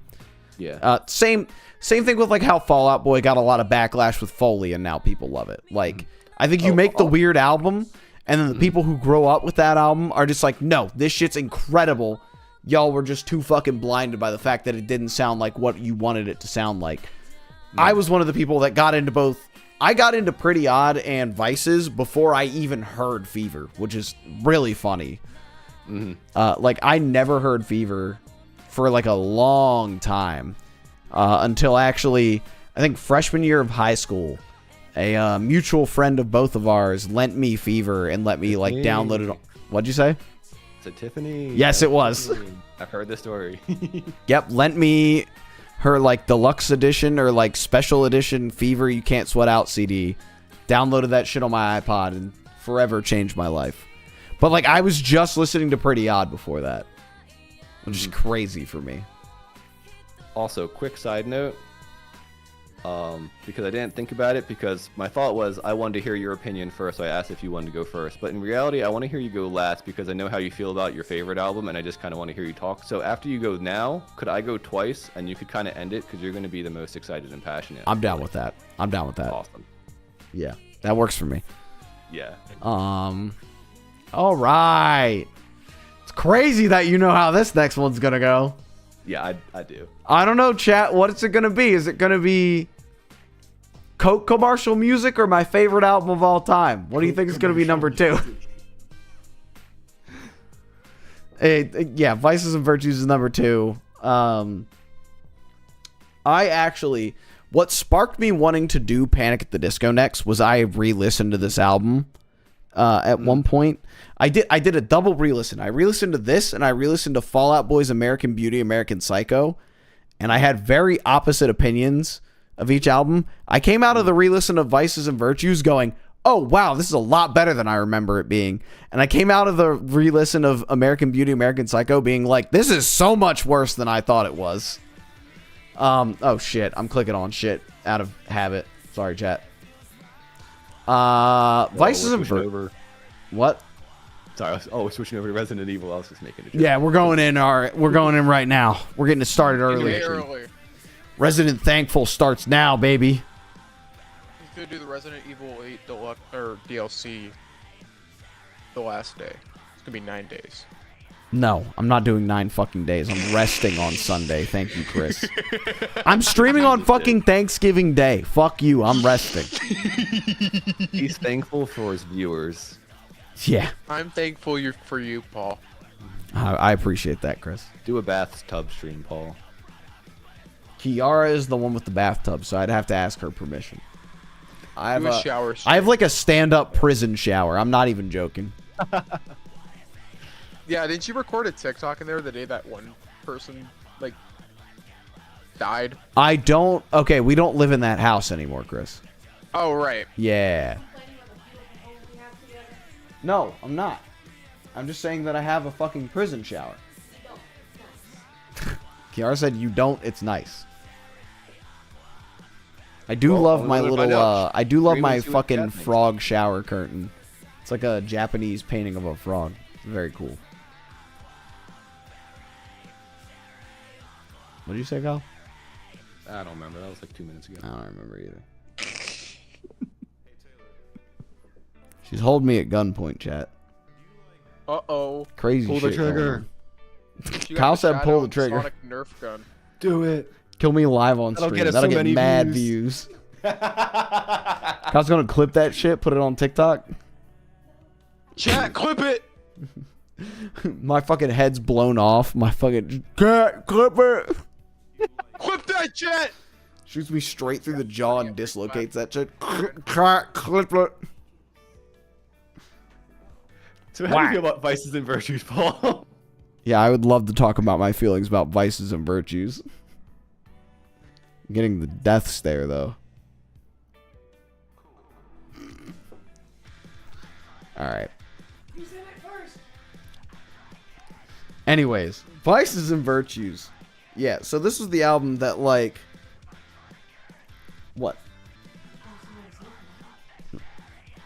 It's looking like the predicted outcome, Kiara. Yeah. I've explained this all to you, didn't I? I didn't get the rest Hi, of it. Kiara. Chris Hi, says hi. Kiara. And Kyle says hi. Hi, Kyle. But yeah. Is this the same? Huh? Is this the same? His is oh, he's got mine pulled up. His is not Oh, the same sure. actually. go. These two are switched. Similar. Okay. And I believe these two are probably going to be switched. Yeah. Are you switching over to yours, Kyle? I got it up now, yeah. Yeah. So his is, we were the same on this. These are switched, and then Vices is third for him, whereas Vices is second for me. I would like to assume that means Pretty Odd is third, or Pretty Odd is second for him, where it's third for me. But we'll find out. That's part of the drama, We're Kiara. going to find out. Tune in next week. Dun dun dun. Anyways, Vices and Virtues, incredible album. Yeah, sorry. Owie! No. What's happening? What do you mean no? No. You gave me no indication that you were there. Chat, this autist has the entire thing written out. I do. And you want to see? You know what's really Oh, I funny? got- Look at the date and time that I last edited. I it. can't. I showed her the August 3rd at 12:33 a.m. I'll keep it because you know. Okay, bye. All right, bye. Bye-bye. Anyways, chat. Vices and Virtues. What a good album. I wholeheartedly, I agree with what some of Kyle said. I think I'm just willing to disregard it because the songs are good. I don't hear what you're hearing as far as production goes. I don't really hear like the overcompression and like zero dynamics and all that. But I do understand what you're saying of like, it sounds like somebody fucking did not like, it sounds like somebody else wrote this for him and he's just singing it. Yeah. Which, to be fair, Dallin Weeks did join a little bit before Vices and Virtues came out. So he was kind of instrumental in that, as well as, Pun intended. yeah, pun intended a little bit. As well as, I know Pete Wentz did a lot of ghost writing for this, and I think that's why a lot of the songs are so good. Same thing with, I want to say Ryan Ross had written a good portion of this already, and they just kind of worked with what they had from that. And I wouldn't doubt that there's like other ghostwriters helping make this happen. However, I am so willing to look past all of that because I think the songs on this album are really good. I genuinely don't think there's a bad song on this album. And that might be a little bit of a hot take, especially considering what you said, but like, I think every one of these songs is so like well written, and there's enough of like a connecting flow to keep me interested throughout the whole, like, there's enough of a connecting flow for me to be like, this is an album and this deserves to be an album, you know? I will say one thing.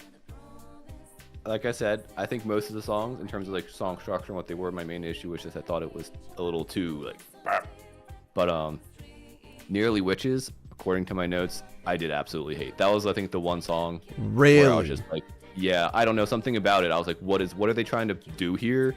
what the heck are they going for? Oh, that's interesting because I do have a note saying it's not the best closer and it doesn't feel as final as I would like it to. Yeah, where did But that's just the ever since we met, I had but one regret. Yeah, I don't remember what it's. I think there was like a weird like instrument that was like thrown in or like used in some way that was just kind of awkward. I don't doubt that. I don't know. I don't doubt that. Yeah. It's a good song, And, though. again, I like for it the a lot. most part, they do some of the quirky instrumentation well, but I think that one it didn't hit for me at all. That's fair. Anyway, that is entirely just wanted fair. Yeah. What were my next lines? Oh, they did the thing that I hate the most where they use their opening song as a single. Pretty cool. Like, I hate it when you use the opening song or the closing song as a single, which, unfortunately, no business is doing. Not my fault. I wrote a really good song for the EP closer. Not my fault. I write bangers. You know what I'm saying? You can't stop. Actually, that was entirely my drummer's idea. He was just like, nah, I love this song. It needs to be a single. And I was like, if Josh is saying it, I gotta listen. What'd I say? I loved the little instrumental interludes between the songs. I said there's an 8-track run of bangers. I don't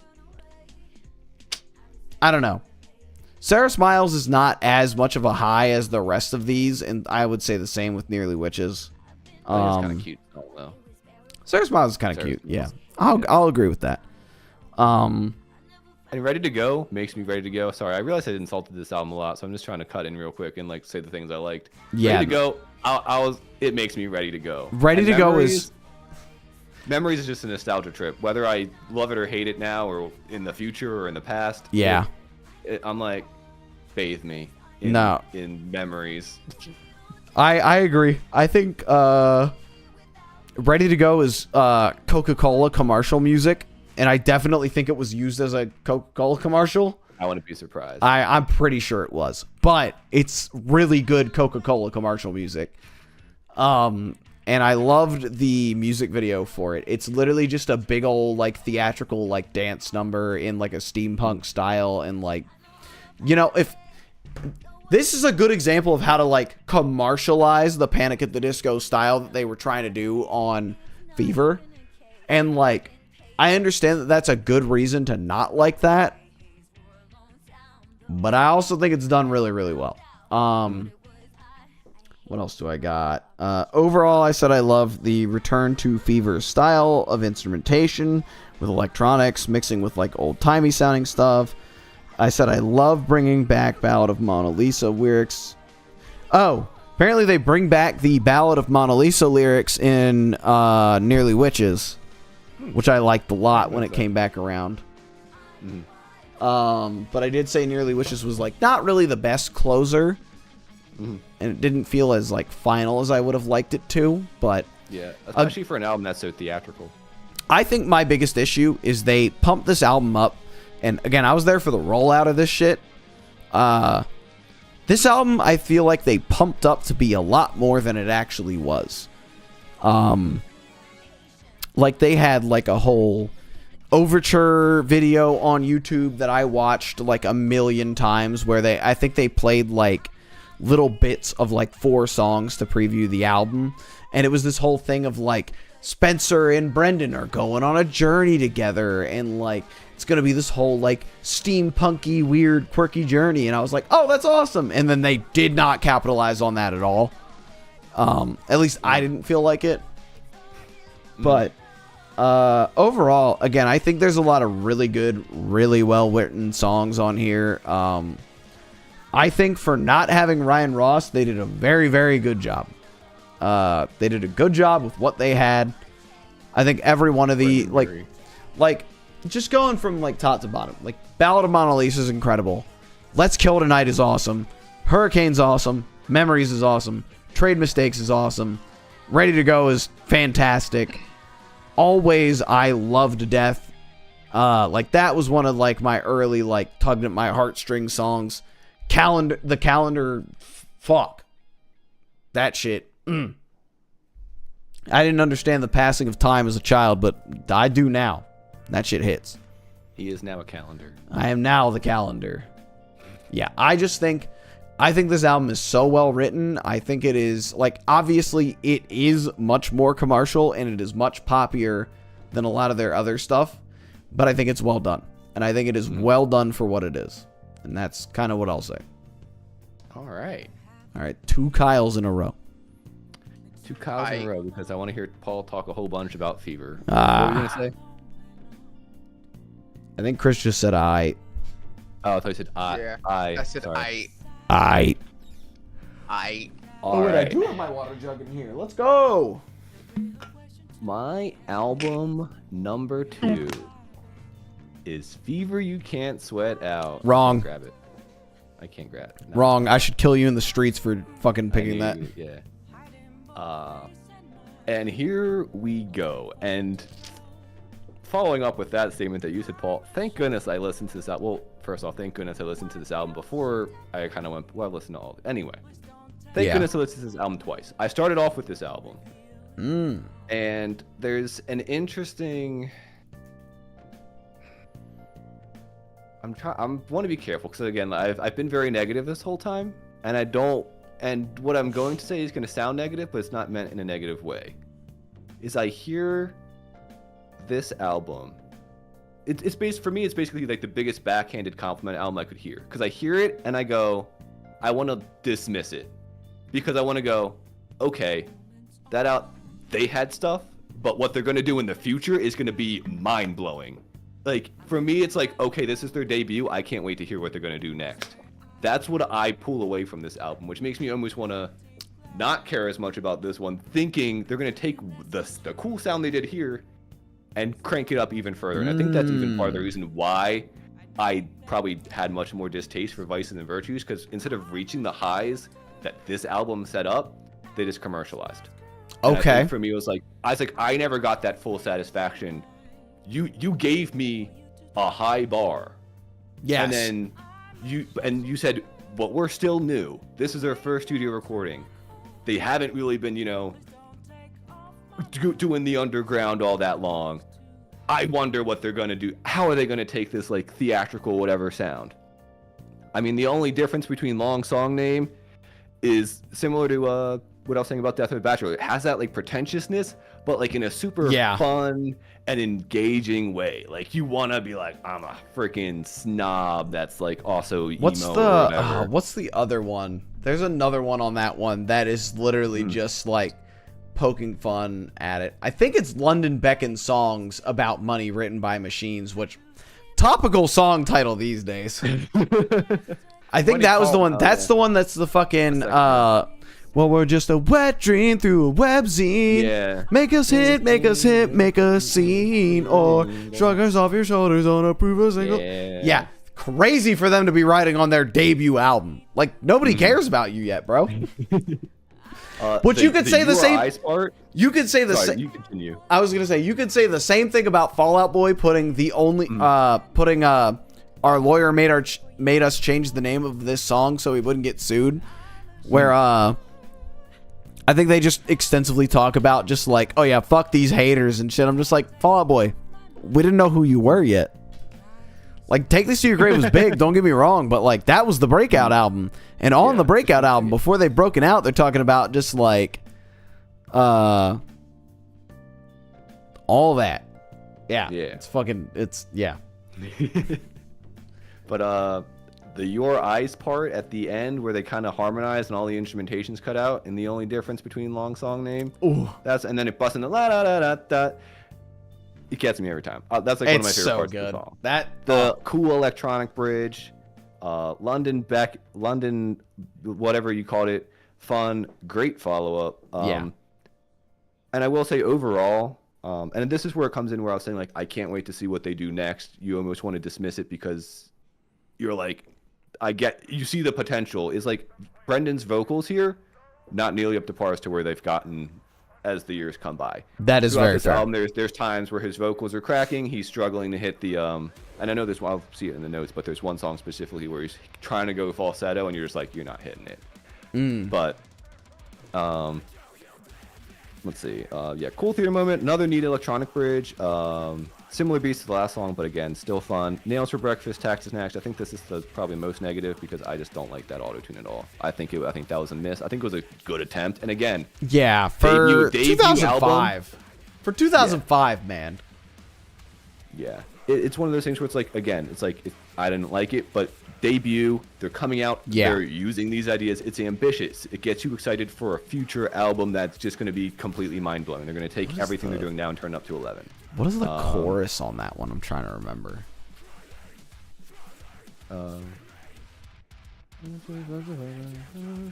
that's the prescribed pills to offset the shakes, to offset the pills. You know you should take it a day at a time. Yeah.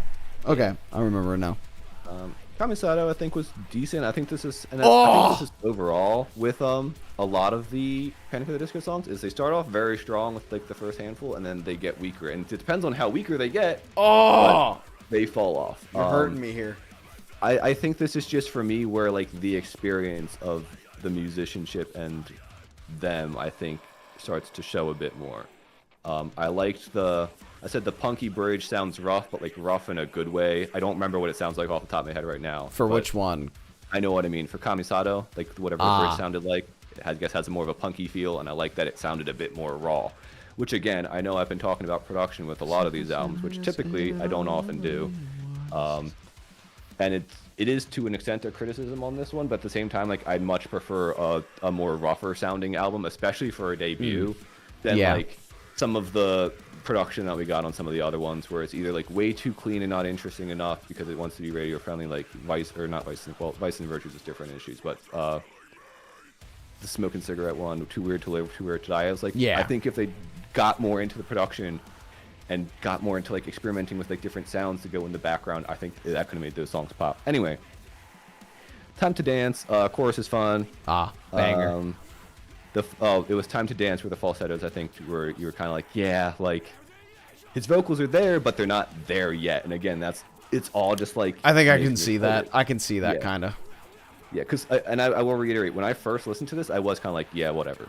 And then I listened to the rest of the discography, went back and went, no, this album's great. Like, this sounds cool. Yeah. Like, because I was like, they didn't go where I wanted them to. Like, I dismissed it because I knew what you make the assumption what they're going to do is going to be better next anyway. And then they, as we'll see, they're going a different direction. Yeah. Lying is Lying. I said that song kind of the beginning bothered me a little bit. Outside of that, I think I liked it. He hit the falsettos better in this one, I thought. Yeah, instrumentation was fine, but better do. I don't remember what the I don't remember what the lyrics say, but I said it was theatrical, and then in parentheses I said hates lap dances. That is true. He is kind of hating on getting a lap dance in that song. Yeah, I don't remember fucking what is the chorus of that? That's my favorite song of theirs. A little bit of spoiler alert. The fucking now I'm a consenting age to be convicted for getting you in a club's PA somewhere downtown with a girl that's right, might even show my name. The lyrics now. As she sheds her skin on stage, I'll be seating and sweating to a dance song on the club's PA. The strip joint better. Dignified peach and lime. Dagger. Oh, that's and you. And isn't this exactly where you like me? I'm exactly where you like me, you know. Praying for love and a lap dance. Praying in naivety. Oh, I don't even like this. That's cool. I like that. And again, I think this album has such like a pretentiousness that's like really fun. Yes, it does. Like, I think that's people like towards the end, especially towards the end of their career, people like they're just annoying and pretentious. What? It was a cool pretentious back in the day. And I said that about I Write Since Not Tragedy. I said pretentious, and in parentheses the good kind, and then I said a classic. I think the Esteban, and then in parentheses I said from Zach and Cody. I don't think I was a fan of that one. I'm not gonna say that one that I wrote down there. Wait, what song was it about? For Esteban, because that's the pulling the trigger, you're pulling the trigger song. I said, yeah, this song's okay. I'd rather be pulling the trigger, and then said, joke, I'd just rather listen to that song. Damn. That's crazy. Damn. So I think it was just I thought of something funny, but I don't think I didn't dislike it that much. I remember that song, and it's fun. Tables are tables. It's fine. Oh, it's great good. song. Right. I do think by that point, I think I was just getting a little over the aesthetic a bit, and then build, awesome. Build's great. Yeah. Build, goddamn, we talk. Cool Yeah. vocals. I love the harmonies. Quirked up in a good way. The vocals are a little rough, but again, it's their debut. It's one of those things that it gets you so freaking excited because they show so much potential here. Yes. And that's what I do said. agree This is with a that. fresh young band with high ambition who couldn't quite fit into the shoes they made for themselves, at least in this album. With more experience, the production could have been bigger, the vocals could have been less strained and nicer. And again, this all comes with experience, and some of the songs could have felt more individualized. Because I did think some of them had like repeated a bit. And I said that with the first two, where it was like they both had that electronic bridge, and they both kind of go in a similar song structure. And I said it's a great attention grabber though. If they tried to write this, like if they tried to do this again when they had more experience, it would have been, I would have been obsessed with this thing. Like, Yeah. I could tell you that right now. Or if, like, you know, the members had agreed with one another enough to stick around and do another thing like this. Yeah. Yeah. But yeah, I think, and again, I think going back, if you listen to this as a debut, I think it's much easier to dismiss. But if you look at it just standalone, what it is, that's where I think you can really appreciate it. Like, you know, they were doing something cool. Yeah. I do definitely agree. And I'll run through my last one real quick so we can hear Paul talk for an hour and 45 minutes about Fever, because we know Give it's me coming. 1 second, Kyle. I'm going to run to the bathroom real quick. Go piss, girl. Yep. I'll be right back. Yes, Queen. So what's your favorite Panic album? I've never heard Panic at the Disco. What's your favorite Panic at the Disco song? You've had to have heard a song, right? I don't know if I have. I have just been over the radio and I've never known the name. Well, if you heard the radio ones, you haven't heard a good one. Ah. Fair.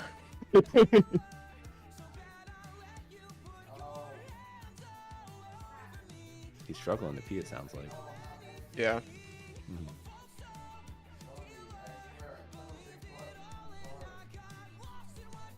Aw.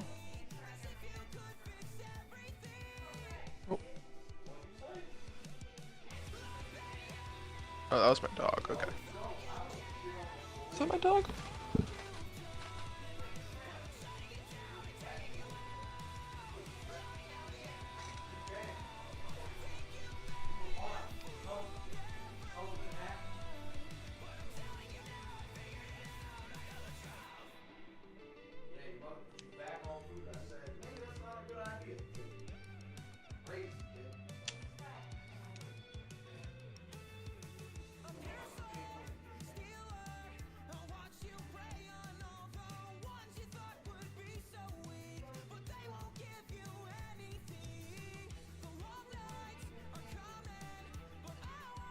Well. Shit, did I?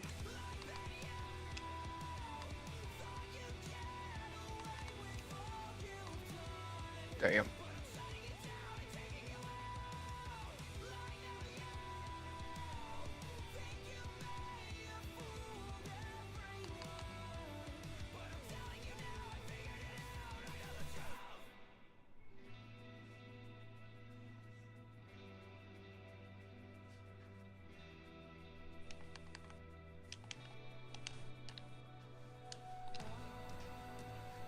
I'm coming back, Kyle. Don't worry. I'm reading over my notes so I can run through this quick. Let me put my ears back on.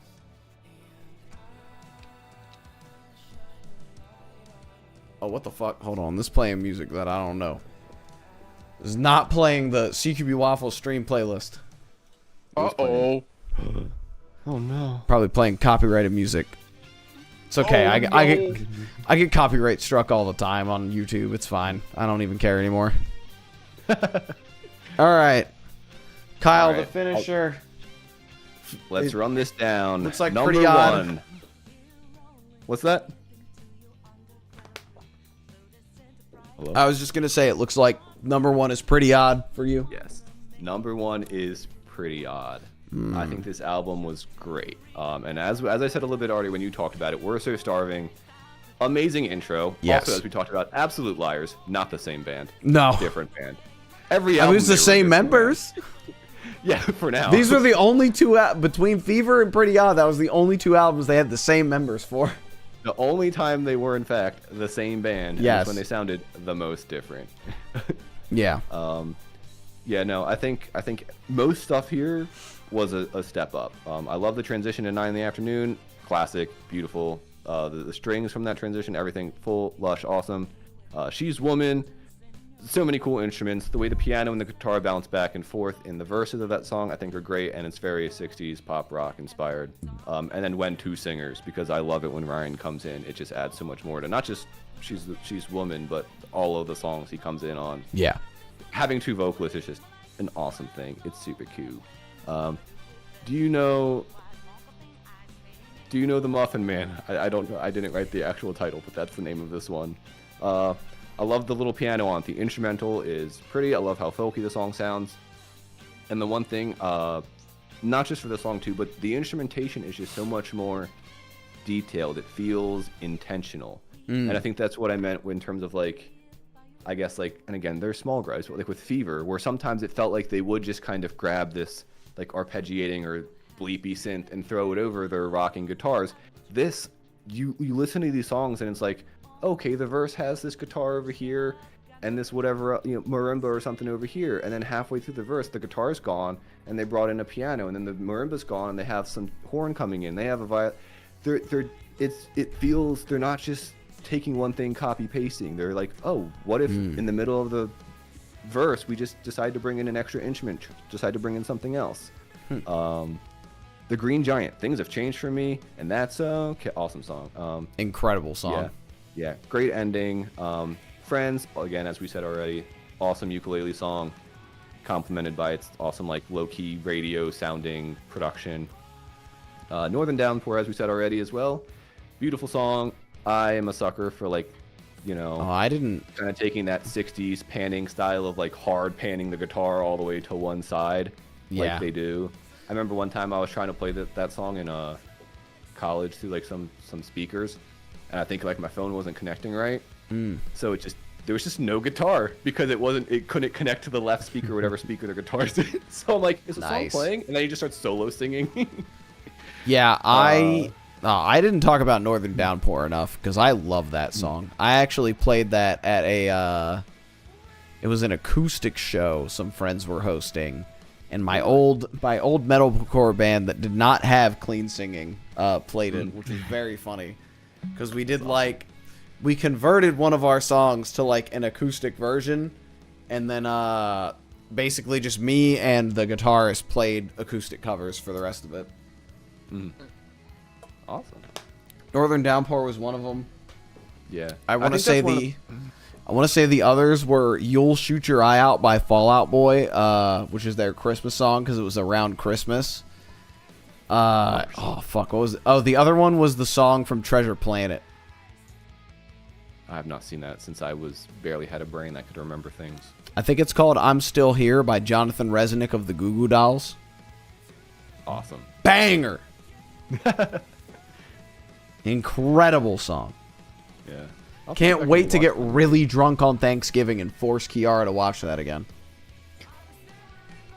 Good old Thanksgiving traditions. I said I'm going to get really drunk and force you to watch Treasure Planet again. She said, please, no.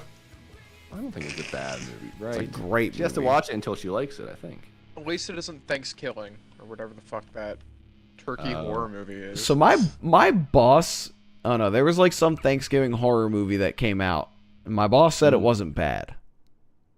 I don't believe him. I don't believe him either, if I'm being honest. Thanksgiving is really bad. Okay. It might not have been that. Yeah. But anyways, Kyle, your continued thoughts on Pretty Odd. Again, more just praise. When the Day Met the Night. Yeah. I love how bright it was. The instrumentation, again, great, folky. I said the little marimba. It could just also be a very staccato piano. I couldn't quite make it out. That happens at the end. And this is where again I go on about like the details that they add in terms of instrumentation. Like they didn't have to just bring in an entirely new instrument and put it at the end. No one would have been like, I think it was missing something there. But they did. They added it. They just brought in an extra instrument that wasn't in. At least I don't think it was in the rest of the song. Just for the end to add something different. There was always something new happening. Pass the shovel. That's what I called it. Anyway, I said ska, LOL, JK. I don't remember what it sounds like, so I'm not sure if that's actually a funny joke. I don't know, and I've talked about it so many times. It's like the one song I don't know what's going on, and I kind of want to just click it. Is it the one that's like down, down, down, down? Yeah. Is it? Oh, little did she know. Why did I say that sounds like ska? I don't know. Yeah, the fucking imagine. It's the greatest thing you've ever imagined, but you'll never know until you're there. Yeah, that one. Yeah, I think that song's okay. I don't think I'm huge on it ultimately. Oh, I said guitar. Apparently, I like the guitar solo. Guitar solo, what a classic. I said I like the tuba, but also put a question mark, so I'm not 100% certain if I like the tuba. But I think the question mark was just, it was a horn. I'm not certain if it was a tuba. Fair. Sorry, I got Piano's real distracted because I clicked start on my stream playlist and the opening movie song from Persona 5 Royal played, and I'm about to start crying in the club. That's just opening up Persona 5 and start playing it. I might. We cannot. Don't tempt me. We can't finish the list until Persona 5 is complete. Oh, that's 150 hours, bro. Yeah. We don't want to do that. But the next one, piano smart. Dude, the intro is pretty. Yup. With the strings and the flutes, the bells be dinging behind the sea. We need more. We need more of Ryan. It really helps bring. It makes the song stand out when they got two of them and how they kind of bounce off of each other. Yeah. Plucky noise. It's got great vibes. Folking around. I said giddy up. The acoustic Sounds guitar about right. And yeah, instrumentally not lacking. Again, a great example of a band that pulls from other genres and styles while not watering down the styles that they're borrowing from. Girl Meets World, hell yeah. And then this is what I mean with more experience. They came up with something so beautiful, and sure, it's stylistically different from their first, but it stands that once they got that experience, they could execute great instrumentation that felt precise and lush. The instrumentation just constantly kept moving and flowing. It feels so intentional with everything they're doing. Very impressed. And then I think ultimately, as much as I did like this album, I think, and it's not even that long of an album, I think I kind of got sick of it towards the end. So all of a sudden from a mountain, I just go, no, it's fine. Album's kind of long. And then Magic Rabbits, I said, solid song, but I'm just ready for this to be over. Weird tonal shift, and I was still saying I liked it. I think it's in the upper 40s, and I think it could have settled in the 30-ish minutes. I guess that's fair. It is 48 minutes. Yeah. I thought it was longer considering it's 15 songs long, but then again, you've got We're So Starving, I Have Friends in Holy Spaces, and Folkin' Around that are all under 2 minutes. Yeah. And Passe des Cheval is only 2 minutes and 30 seconds. There's a lot of short songs on this thing, which isn't bad, but No, again, I think and maybe that fed into it because there was a lot of songs that they were short, so yeah, they feel longer. I don't know, but I think it helps the songs themselves to not overstay their welcome. But oh yeah, I think at a certain point in this album, you get to a point you're just like, yeah, they're just kind of throwing shit at a wall and seeing what might stick.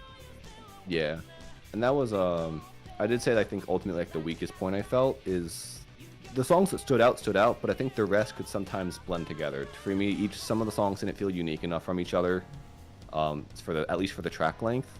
And again, I liked each and every song, but I think they could have just cut one or two and been B-sides later on or something. Still great songs, worth having around, but in terms for an entire listen, maybe just clip them out or something. The vocals were improvement. You could tell he was getting a lot better. It's a great folk, pop, rock, 60s-esque album. And yeah, I think ultimately I was very impressed. And it is one of those things where if they did that but still in the sound of Fever, that would have been even more up my alley, But this is what it was, and I just love the instrumentation on it a lot. That is fair. Yeah. Did you ever hear their Halloween song they made during the Pretty Odd era? The good old It's Almost Halloween. I think I might have back in high school. Funny but little I don't song. remember a single thing about it. I'll have to check that out. It's not Halloween anymore. It's not on Spotify, which is really funny. Really? Come I saw On on featuring YouTube. Fun is on Spotify though. From what pretty- I remember, Pretty good song. banging song. Pretty good Yeah. song.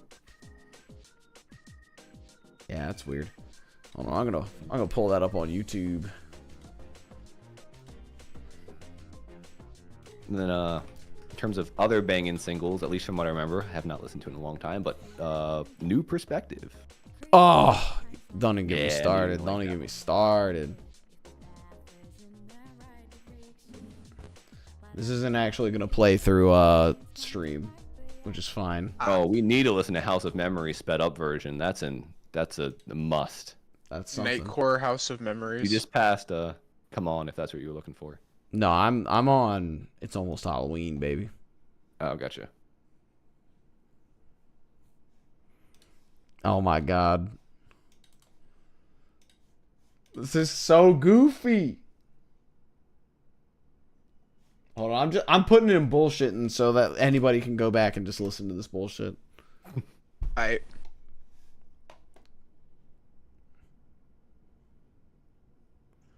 This is very clearly a Ryan Ross production. The Allstate commercial? This has got to be a Ryan Ross written. Yeah, I think I watched this in high school and was just very confused about what it was and what it was supposed to be because I was a dumb high schooler. 16 years ago, October 25th, 2008. It Damn. was in fact almost Halloween.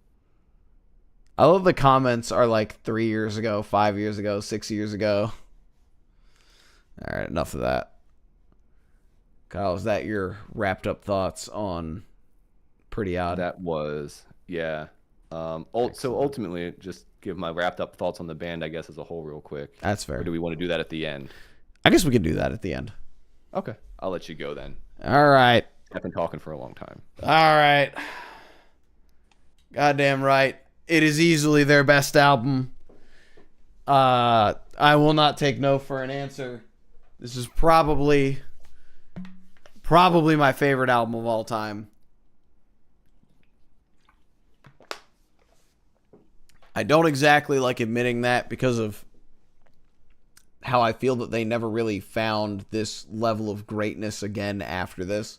And I do agree with what some of you, with some of what you said, Kyle, about like they showed a lot of promise on this album and then never really followed it up.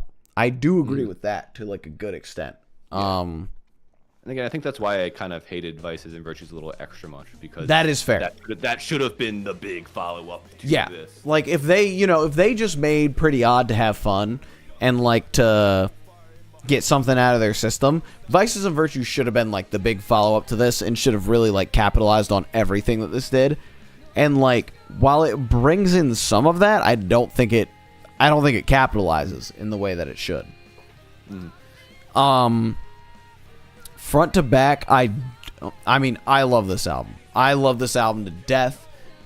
This album almost had me out there buying fucking When We Were Young tickets because supposedly they're playing this album in full, which I have said many times is the only conditions I'll go see Panic at the Disco under. But again, who is they? Is Yeah, it Brendan exactly, Urie? exactly. It's gonna just be Brendan, and I know that, and I'm prepared for that when they inevitably announce the 20-year tour for this that they're gonna do. Because like, let's be honest, they're not fucking digging up this grave for a one-off show at a festival. They're not doing that. Yeah. That just wouldn't make any fucking sense. I'm surprised he is. I think he's realized that all his stuff isn't that great anymore. Because didn't he like avoid playing all the Fever songs outside of the big one? Yeah, well, I mean, on that last tour, but then again, you got to remember that most of that set list is taken up by playing Viva Las Vengeance in its entirety. I would be interested. Do I have? Oh, I don't have Setlist FM open still. Hold on. Okay. Because actually, core memory I thought about a couple weeks ago. I saw Panic at the Disco in concert, and I completely forgot about it.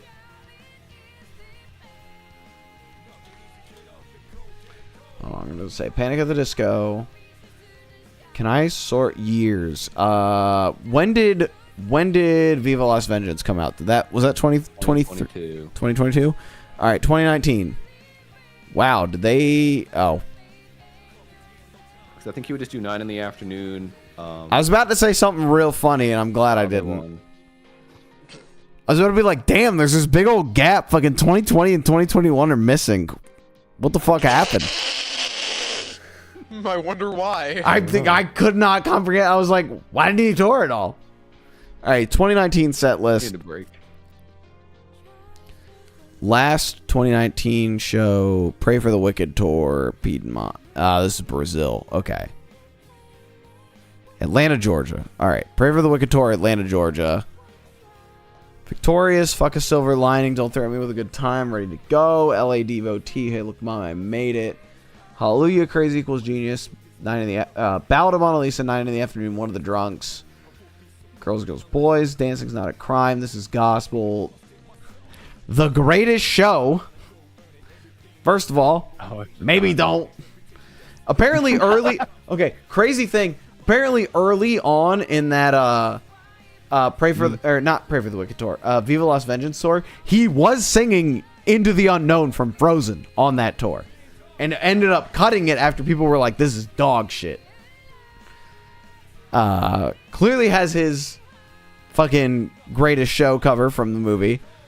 Miss Jackson, King of the Clouds, I Write Sins, Death of a Bachelor, Bohemian Rhapsody, Emperor's New Clothes, Same. Yeah, okay, so I guess he was really avoiding playing anything other than I Write Sins.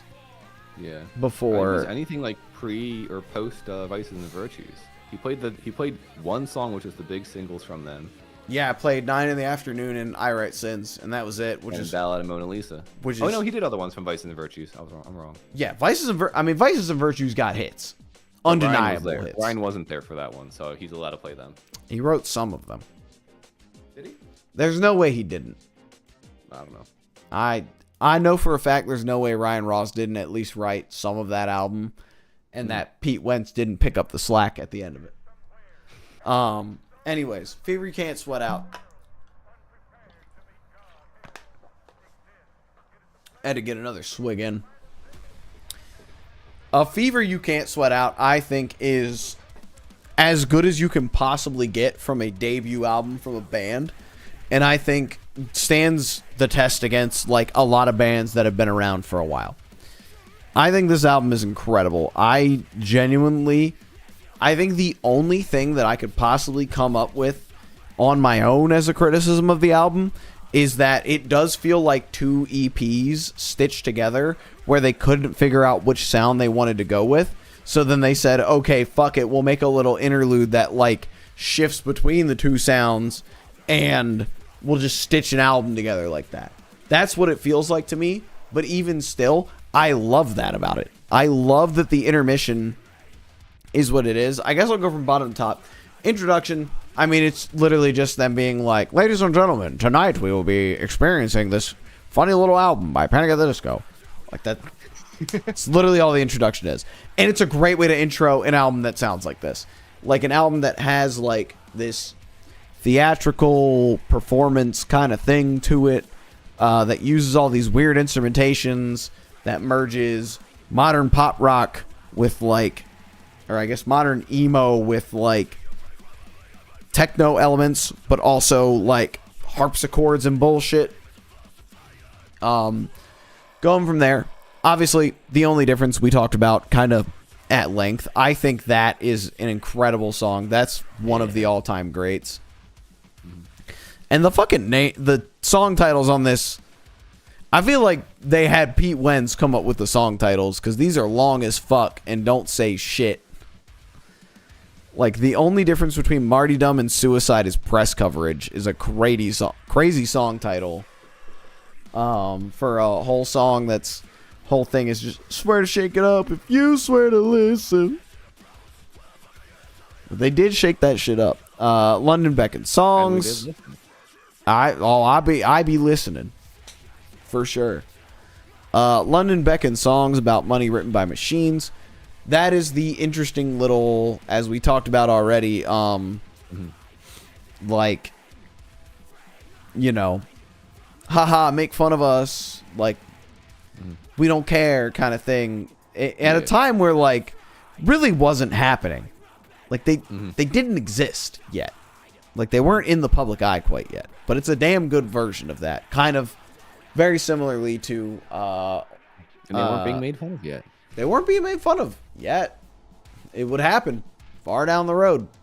Maybe not even that far. I think they got bullied pretty hard for Pretty Odd. And I think that's probably why, like, realistically why, like, Ryan Ross and the bassist left. I heard, and I don't know if it's true, I think I just checked Wikipedia because I was curious about, like, the difference between how they kind of went from one sound to the other. And I heard Ryan Ross wanted to keep making music that kind of sounded in that Pretty Odd style. Yes. And I guess either the rest of the band or Brendan was just like, nah, bruh. And unfortunately, while I would have loved them to go back to the Fever style, they couldn't do it without Ryan. At least not to the heights that they should have. Oh, definitely. Continue.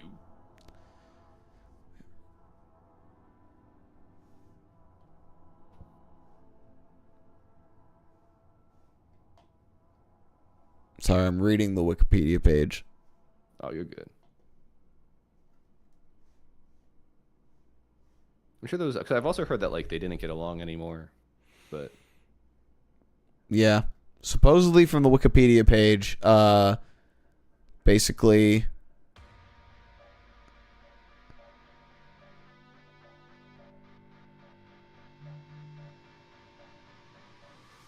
oh, wait.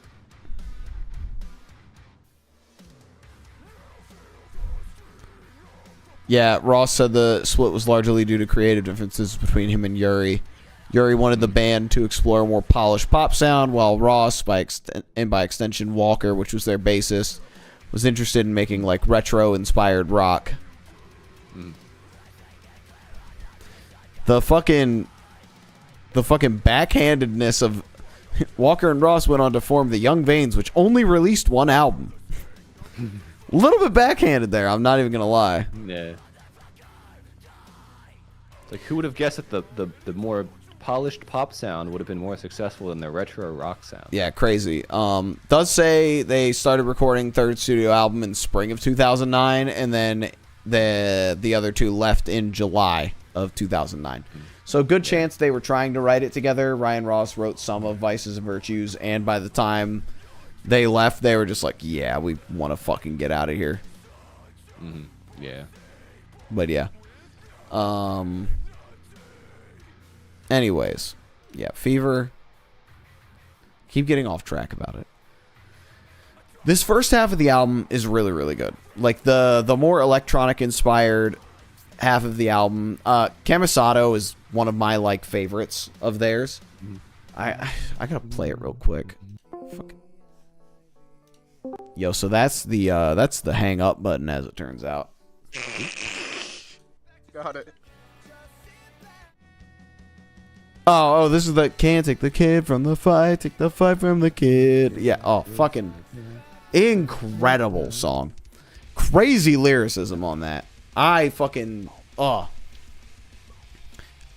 have been and will always be obsessed with this album, and have been for like a long fucking time. And like, yeah, like London Beckon and Nails for Breakfast, I think are maybe like the two lower points I could point out on here, because like they're just like kind of flexy songs, but like Camisado, basically the sound of like somebody dying in a fucking hospital is incredible, and then Time to Dance, this like kind of murder mystery feeling thing. I don't know, like it feels like somebody's getting fucking killed on the goddamn dance floor, and I love that shit. Obviously, Lying is the most fun a girl can have without taking her clothes off. Incredible song. That's like, you know, the standout from the first half of the album. That's like the big single from the first half. Like, if these were two EPs, that would have been like the lead single from that one. It's just fucking crazy song. I remember like not liking it a lot as a kid, because I was like, oh, they use a lot of bad language in this. They talk a lot about sex. I shouldn't like that because I'm underage, and I'm a good Christian boy, and I wouldn't like any of that. And now I listen back and I'm like, yeah, this guy was cooking. Also crazy that hold on.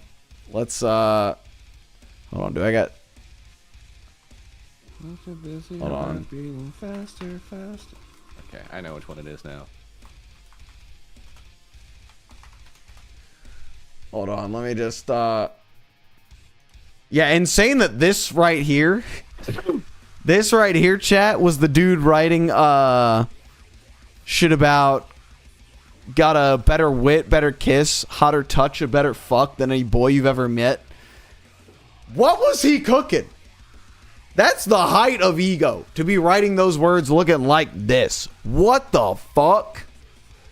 Crazy. I thought Ryan Ross wrote the lyrics, or did he not? He might have, but also like, hold on. I get half my information from you, so this is what you told me before.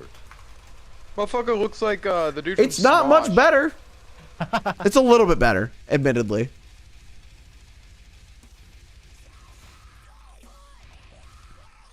Yeah.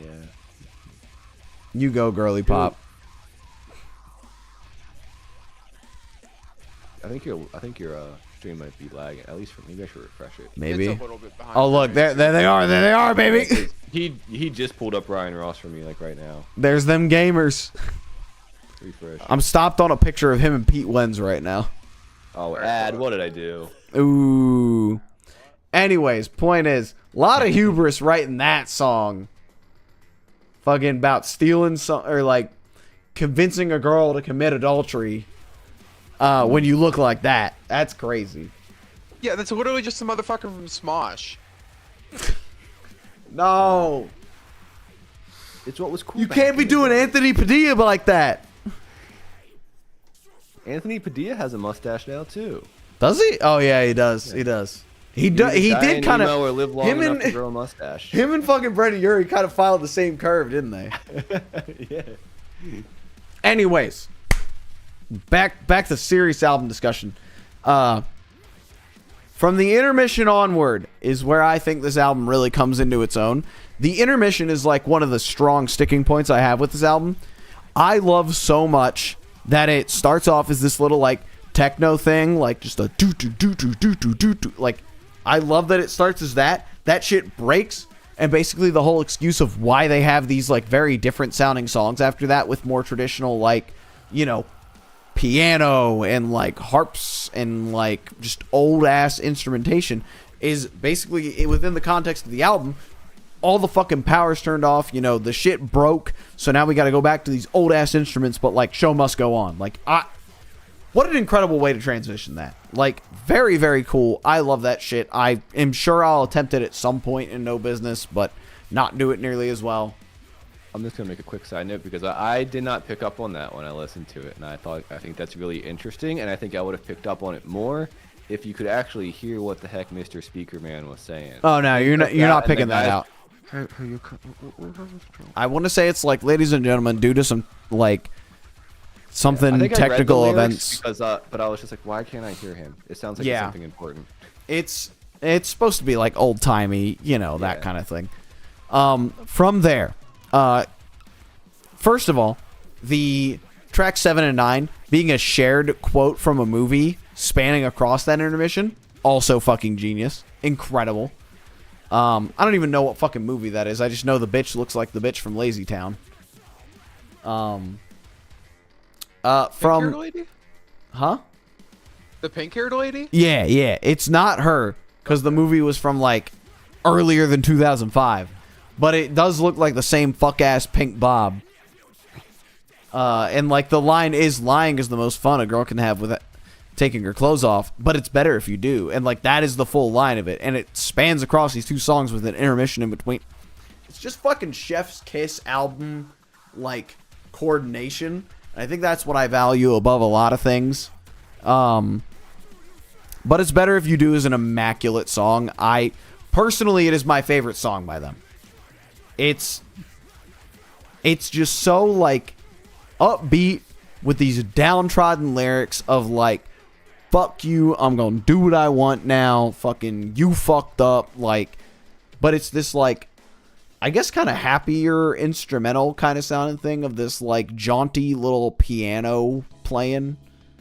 I don't know. And then the end of it, it fades so perfectly into I Write Sins, which like you talked about the transition between We're So Starving and 9 in the Afternoon. I feel like that was an attempt to recreate the magic of But It's Better If You Do into I Write Sins. And, like, it works very, very well in that one, but I think But It's Better If You Do into I Write Sins works so much better. And I think that's where, like, I think this album is trying to tell some kind of story. And I think it really comes to fruition in tracks like 7 through 10. And then I think it falls off the rails at like every other section, but I think there's enough to piece together something. I want to say this is probably one of the albums I like tried to write a script for in high school because I was a fucking weirdo. I was going to ask you. I was like, can we talk about that? Because I'm pretty sure you did. Yeah, I think this was the one I actually finished it for. I tried for Infinity on High. Did not work out as well, but I'm pretty sure I wrote a like script to go along with like basically this being a musical because again, I was a fucking weirdo and I had big ideas and no way to use them. But now you do. We need the No Business sideshow. No Business Business sideshow would musical. go crazy. No Business the musical would go crazy. Yeah. Snitch the musical alone would go crazy. And that was supposed to be a rock opera. full blown like Snitch was kind of written as a musical. I got to admit. It was very much written that way and I intend to write all of our like proper albums in like that kind of format cuz it's just more fun. It's more fun writing that way. Like why not try to link everything together and like make actual transitional pieces and all that. I don't know. Might be the autism speaking, but So when's that EP dropping? you want the fucking date? Actually, yeah. Do you have it? I don't Is it actually ready? I don't actually remember. Hold on. The EP's been done for like a while. We're just sitting I remember on you it. showed me like a whole bunch of like the demos or something last time. Six months ago. That was 6 months ago. Holy, I keep forgetting. EP band done. Where did we type this? Was this in the calendar? Calendar. Okay. How the fuck did Hayden not type dates for any of this? First single's coming out January 21st, I believe. Is that Snitch anniversary? It's a day after. Close enough. I didn't want to put it on a Monday. Maybe I will put it on the 20th. You don't know. That's when Tyler the Creator dropped his album. On a Monday? On a Monday. You know what? You're right. You're right. Maybe we'll He's do. ahead of the curve. Maybe Now we you're will gonna do a catch up. Monday.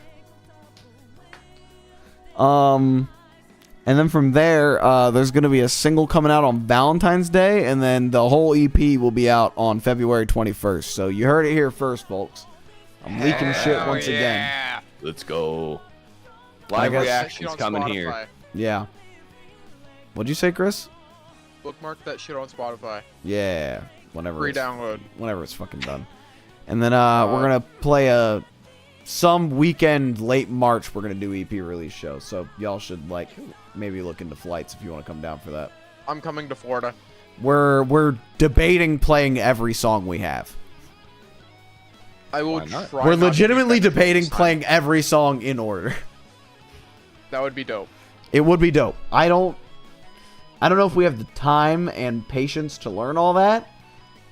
But all right, back to the album. Let's finish this shit up, and then I'll leak more shit to YouTube, not on stream. Let's go. I Write Sins is a fucking classic.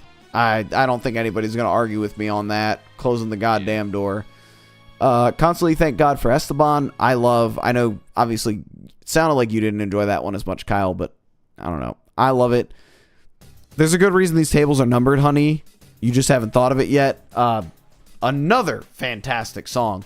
I think this is like a very good iteration of those like Folkin' Around and I Have Friends in Holy Spaces type songs where they're just like writing this. It's an intermission or like an interlude kind of thing, but it is a full song just kind of written weirdly.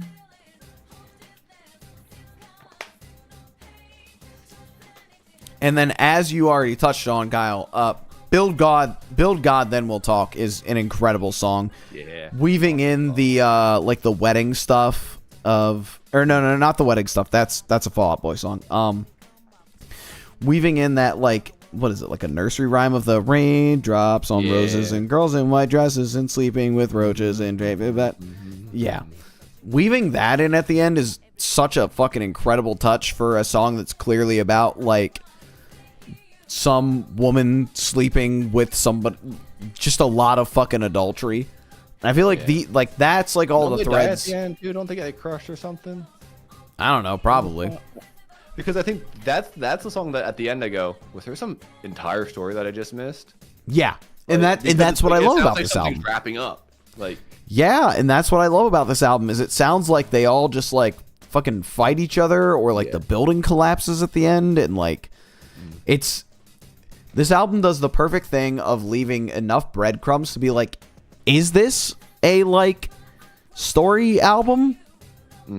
But never explicitly tells you that it is. Like, I think my thing was basically like my connecting story that I had written was like, obviously at the beginning it's saying like, oh yeah, like I'm a big star, like I can get anybody I want, and then it starts to break into this like, oh, but I'm not really fucking happy, like I'm doing all these fucking pills, I'm in and out of the hospital, fucking, you know, because of that, like because I'm in and out of the hospital, they're leaving me, like Time to Dance is like, oh, this like big attempt of like, oh no, I'll win you back, and then it doesn't, and then like, you know, adultery, and then the intermission, and then there's like, oh, well, I'm gonna go to the strip club if you don't fucking love me, and then like breaking up the wedding between the new couple, and then like continuously crashing a wedding for like 3 fucking songs, and then the ending of like everything fucking melting down. Like, I can see the story, I can feel it within my head. It's never explicitly stated, and I love that because it leaves so much room for speculation, but like, yeah, it's just, this album's fucking beautiful. I love it to death. Can't wait to watch him defile the grave for money. Yeah. Fucking. Because I know there's going to be a tour. And I know it's just going to be Brendan. I know Ryan Ross is not going to be involved. Yeah.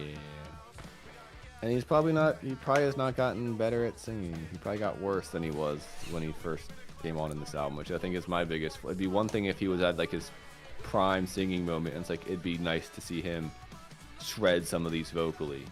Who, Brendan? Brendan, yeah, like when he was at his prime, like watch him like, or prime vocally, I mean, like go in and redo these songs with his skill that he had, but now he's just like voice cracking and whatnot, and again, and you're just like, all right, retire. Yeah. I mean, listen, bullied. when they did, everybody was just kind of like, damn. I mean, I guess that makes sense at this point. And then When We Were Young for next year was announced, and it was like Panic! At the Disco's playing Fever in its entirety, and I was like, oh, cool. Like, I would love to go see that live, but at the same time, if Mr. Ryan Ross is not there, I really don't care as much, admittedly. I like your Fall Out Boy flag in the background. Yeah, that's a good one. Yeah, that was an anniversary gift from Kiara. Oh, I got that back there. I got Pochita in like a better spot now, so you can see his smug ass grin. Chainsaw Man's one of the best things I've ever watched / read, by the way. really? Oh yeah. Oh, you know what you might be interested in? Maybe you read it. Did he run off? From the comic book store, Teenage Mutant Ninja Turtles: The Last Ronin. I've heard that's really good. I've heard that is really good. I was gonna ask you next time you come up if you want to borrow it. You're more than welcome to. I might. How long is it? I figure it's probably something I could finish like during the visit. Yeah, you probably could. Yeah, if it's a comic or a manga, I'll be able to finish it pretty quick. It's not pages of text. You got a couple bubbles or whatever. That's right. I forgot that I need to catch up. New Boruto chapter came out. I gotta get back on that shit. They're still making that? Yeah, they are. And I hate to say it, it's not that bad. I think I've read a lot better things in my day, but I think I've also read a lot worse things. That's fair. Yeah, it's pretty hype though that his daughter's the one with the Nine Tails power. Love that. Bit of a spoiler, but I haven't gotten that far yet. y'all are gonna see fucking Himawari edits like pretty soon here, so like it doesn't make any fucking difference. God. Nah, like fucking power edits. Like the first thing that happens is like Basically, she almost gets killed, fucking gets sucked into like the Ninetales dimension, and Ninetales is like, hey, yo, by the way, you're resonating with me at like a stronger frequency than your dad ever did. And she's like, what does that mean? And he goes, I don't know, just start fighting. And she just starts fucking killing. Like, it's crazy. Starts taking on opponents. Starts taking on people she has no business fucking fighting. Like the blind one or whatever? Is she like blind or something? Blue-haired one. Chris, have you done anything with Naruto? Didn't he marry like the blue-haired like fucking? She looks blind. She's not blind. I thought she was blind. Oh. He did, and she's bad as hell. That was the ship I was rooting for the entire goddamn show. I was like, brother, get over Sakura. She ain't interesting. She's not that strong. Fucking get over that shit. Yeah, get over that pink-haired bimbo. Yeah. The girl from Lazy Town? Exactly. Yeah. All right. Fucking Sakura. Did I did put the tier list. Okay, cool. Any closing thoughts before we get too deep here, Kyle? Yeah, I want to end on a depressing note. So ultimately, I think, especially after listening to discography and giving what a fever you can't sweat out set a precedent for, listening to this whole discography, even though there's like 7 albums, it feels like I'm listening to the band that never was. It's like they were there, and you're like, wow, this is gonna be like the future. They're gonna do something impactful, and then they made pop music that got really old really quick. That's very fair. You kind of like, again, like I had my statements. I have the things I love about Fever, and I have some critiques. But it's one of those things you go back to it because you're like, what could have been, what could have been. Yeah. Like, and again, I love Pretty Odd, but it's not the style that I wanted them to go in. I wanted them to take what Fever had and just improve and build upon it.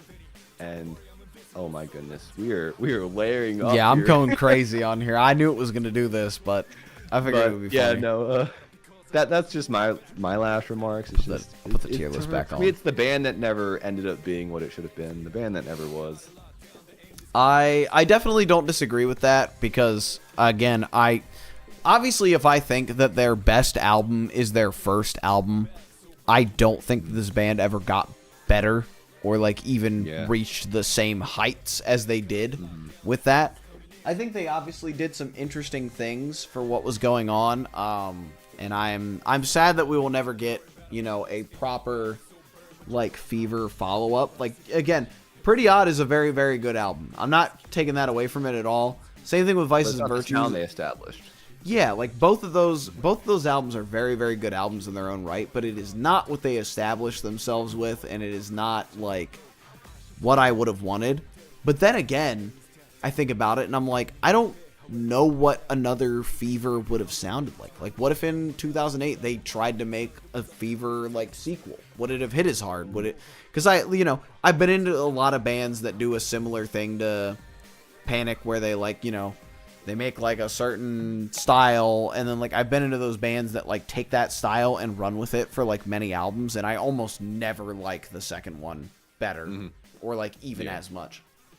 Well, for me, a lot of it was like take the groundwork of Fever, add in the more detailed instrumentation that you got in something like Pretty Odd. It doesn't have to be the more folksy instruments, but just again, how I said it, a lot of that would just kind of change throughout here and there, and do this and do that. Do something like that, but with the Fever sound, and you would have had something. You would have had gold. Like, but instead they just went and did Vices and Virtues, which just felt like they were trying to make a pop album. Yeah, that's fair. At least for and again, they were still solid songs for the most part, but it wasn't pushing the envelope farther, which is what I think they needed to do still. Yeah, I do agree. And again, I love it because like they're good songs, they're good pop songs, but like like you said, it's no Fever. They're not pushing the envelope in any way. Like for the rest of the band's existence as it was, it just kind of felt like they were trying to figure out what the fuck to do when they nailed it on the first try. you know? Yeah. Like Basically. it felt like they were just trying to figure out what the hell they should do. And the one time they actually figured out what they should do, it really should have just been a Brendan Urie solo project. Yeah. So, yeah, I do definitely agree with that sentiment. I think, obviously, you know, the band has had a very large impact over the years that it has been together. And I think it would be wrong to say that, like, they haven't written some good albums and good songs. But I do definitely agree that, like, they have never, and I obviously do not ever think they will reach the same heights as what Fever presented and what could have been post Fever. Yeah. And again, like I agree with the whole, like, they still had good songs. Like most of those albums, even most of the later albums, I listened and went, oh, actually, I might enjoy this album. But then, sure enough, 1, 2, 3 songs in, never mind, it was just that one song or just that 2 song that was, decent or kind of solid or something I'd enjoy on the radio. Yeah, or even like the Nothing else case, really felt fleshed out enough. even like the case in Pray for the Wicked, where like I even said like Overpass was a good song, or like The Overpass was a good song. Like there, every now and then there's like a good song in there, but again, I definitely think they kind of lost the plot, and that's kind of where we can wrap that up at, of just what the fuck happened. Yeah. Yeah. Do you want to All right. go That's kind of what over? I've gathered too. They start out strong, then they kind of just grow weak. Yeah. It's not even that they grow weak, it's that they don't know what they're going to do. Like there's no game plan. Like they it feels like they had this album that they like, it feels like what happens to a lot of bands. You have this album that you've been working on in private for ages. And like you've been working on it, you've been grinding it out, like this is your like masterpiece. And that's the one that takes off. Like that's the one the labels finally accept and all that.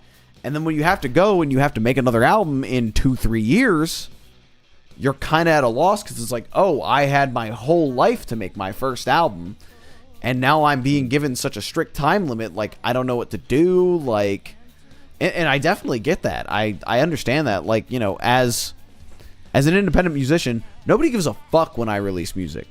And I don't mean that in a sense of like nobody cares when it comes out, like, and like nobody cares about the music. I mean like nobody gives a fuck. Like I could go 5 years without releasing a No Business album, and there's not going to be anybody sitting there with a gun to my head being like, this needs to come out.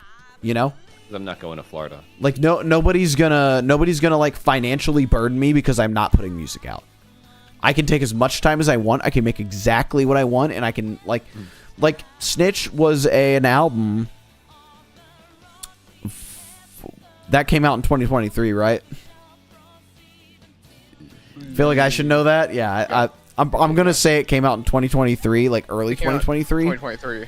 I wrote the first 3 songs for that in 2016.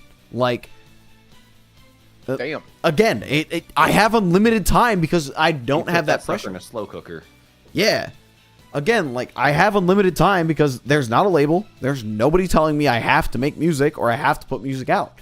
And there's nobody putting that pressure on me of like, hey, the songs need to come out. They just need to come out in whatever state they are. And I think that probably hindered them a lot, where like, you have this great album of Fever that like God knows how long like Ryan Ross or Brendan Urie or like all of them together had these songs kicking around. Like God knows how long they were kicking around for, and like that's like the completed budgeted version of like this masterpiece that he had in his mind for maybe like years at that point. And then from there it's like, well, how do we make that again in 2-3 years? So I get it in one thing, but again, I think this is a band that just they lost the plot. I think they were only ever meant to make one album. 2. Yeah. 2, I guess. I don't think it was a time thing for them. I think it was just, and again, I can't assume a personality, but if it was just greed or what it was, but I think they were just too scared to keep pushing those boundaries. Like you listen, like Vices, or not Vice and Virtues, Too Weird to Live, Too Whatever to Die. That one for me is like the perfect example where it's like they're trying to go in like this experimental, like electronic direction almost, but they're not doing it enough to actually make it interesting, because it seems like they're too scared to leave like this, or pop. Yeah. Or friend, like look, you can show this to your friend, and if they're not a huge music guy, they'll enjoy it, and maybe it could be on the radio if I'm lucky. It feels like they're just they're like, we want to be experimental, but we also want you, like normal people, to enjoy our music, so we're just not going to push it hard enough. And it leaves you going, well, Yeah, that's fair. either make really good, catchy pop music then, or do something interesting and experiment. Yeah. I do definitely agree. This was I think this one, to me, was more interesting than the Gorillaz Deep Dive. But then again, I think that's In different because ways. there's a lot more to chew on here, especially with like all of the inner band drama. Whereas like fucking the Gorillaz band drama extends to Damon and Jamie got kind of tired of doing it, so they didn't do it for like 5 years, and then they started doing it again. Like, And he went, what if I started doing 3D animation instead of 2D animation? And he went, I'll just try it for an album. yeah, I don't do accents well. But Fucking that's their band British. drama. but yeah, I will say, though, I've been going back to Demon Days, and I'm obsessed with that album. That album is perfect. I go back to that album like a kid on Christmas or a kid in a candy store. I go back in, and I'm so excited every time. Yeah. I get giddy. I'm like, I just like start shouting sometimes because each song is just so good. It's definitely like up there as one of my favorite albums I've ever listened to. when we did that one, didn't I put that down as like the Ratatouille meme for albums, where it's like he takes the bite of it and it sends him I back think to his so, childhood? yeah. I mean, that I is remember you exactly mentioning that, yeah. that is exactly what Demon Days does for me. Is it's like I fucking start listening to it and I'm just like, I'm in my childhood room, CD booklet in hand, listening on like a shitty fucking blue and yellow CD player with a built-in speaker. And it's like, oh, I'm ready to discover music. Just in general. You did. Yeah. All right. So I think before we go, Kyle, what other bands did you have in mind? Oh, I just took away. I guess I'm not tried to posting the keep shit them- from this one. So I'll work on cutting it up and uploading it. I meant to do it for the Gorillaz one. And then I meant guess- like my tier list. I'm not posting Oh, because I gotcha, just gotcha. closed out a tier maker. But you know, the Gorillaz one I meant to upload to my YouTube channel, and then I went and listened back to it, and the first 5 minutes sound great when I tested all the audio, and then we went, let's go grab a beer, and I changed to my little away scene, be right back, and I changed back, and I think I had a second microphone plugged in, and all of a sudden I'm 5 times louder than you. Oh, And really? I just Funny didn't know mic. it. So yeah, the whole. If you ever see me stream, there was one time I streamed for like nearly an hour. My microphone wasn't plugged in. I didn't know. Nice. Damn. Listen, People here's don't the watch- good. people- Here's the people good don't news, watch me Kyle. stream. I just do it when I'm bored. I don't know how I would do it, but there is good news. I definitely have that saved somewhere, like on my stream or like on my YouTube channel. You would be able to get Yeah. the audio from that if you wanted it. That's true. I'll think about that. Okay. Yeah, because I started just cutting it up and trying to like edit it, but at that point it was taking too long. I wanted to just kind of go through, see if there was something maybe where I was like, we don't need to say that, or now we're getting too off track. Let's just cut that out real quick or something. Yeah. And then upload versus have to cut, adjust audio, you know. I'm like, I didn't want to take that much time over like a Dude, us 2-hour off video. track? Crazy. Yeah, right. Me going on a fucking. There were so many tangents to this one too. Oh yeah, but they were necessary. I'm For shocked sure. I didn't Talking get about on a Lazy Town? fucking. Yeah, I'm shocked I didn't get on a fucking Fallout Boy tangent. It's too easy with Panic at the Disco. All right, so And what that are brings what are us some of to, these other ones that you have listed that we could do Discog dives of? So, 21 Pilots. I'm not Out shocked. Boy. I was honestly going to suggest 21 Pilots next because Yeah. maybe a spoiler for album of the year stuff, but I have been enjoying the Clancy album. Really? Yeah, I kind of like it. Okay. It might just be that I like Overcompensate, but I don't know. It was funny. I almost actually tangented to that song. Oh, when yeah? You made when you said what was it? Memories or Ready to Go? You're like, that's a Coca-Cola song, but it's a real good Coca-Cola song. I almost went Overcompensate 21 Pilots. That's an Apple Music ad song, but it's a real good Apple Music ad song. That is fair. That is fair. That song bangs so hard. Yeah. But yeah, so 21 Pilots, Fall Out Boy, Yeah. The obvious My ones. Chemical Romance, Ooh. Linkin Park. Oh, I would love that. I would love that. Yeah. Well, because I've been meaning to get into them for a while. Because I've obviously heard like the popular ones, but I've never did like a deep album dive. Yes, KR. But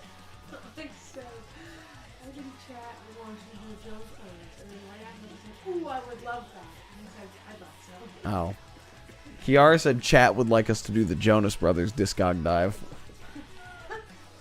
Actually, I got a thing coming up next month. I think I'll have to skip that one. Kyle said he's got a thing coming up next month. He'll have to skip that one. Beyonce. Get out of here. Ooh, Beyonce would be a good one. But yeah, I do think, yeah, My Chem would be a good one. Fucking, Linkin Park would be a very good one. Yeah. The 'Cause other I got- two I have real quick is just Daft Punk and Kiro Kiro Bonito. I think it just depends on how long of a discog we want. That is fair. That's what's tough, is it's like, Fall Out Boy and Linkin Park are like prime contenders because they both have, what, like 8 or so albums or something. Like, there's a lot of meat to Yeah. get on there. 21 Pilots Yeah. is a bit harder because they only have, what, like 5? Jonas Brothers have 7. They have their self-titled Vessel, Blurry Face Trench, Scaled and Icy. They have 6 now. Holy cow. Oh, Thanks. yeah, that's true. They're getting up there. And then My Chem, I don't know how many they have to be. they got honest. 4 technically.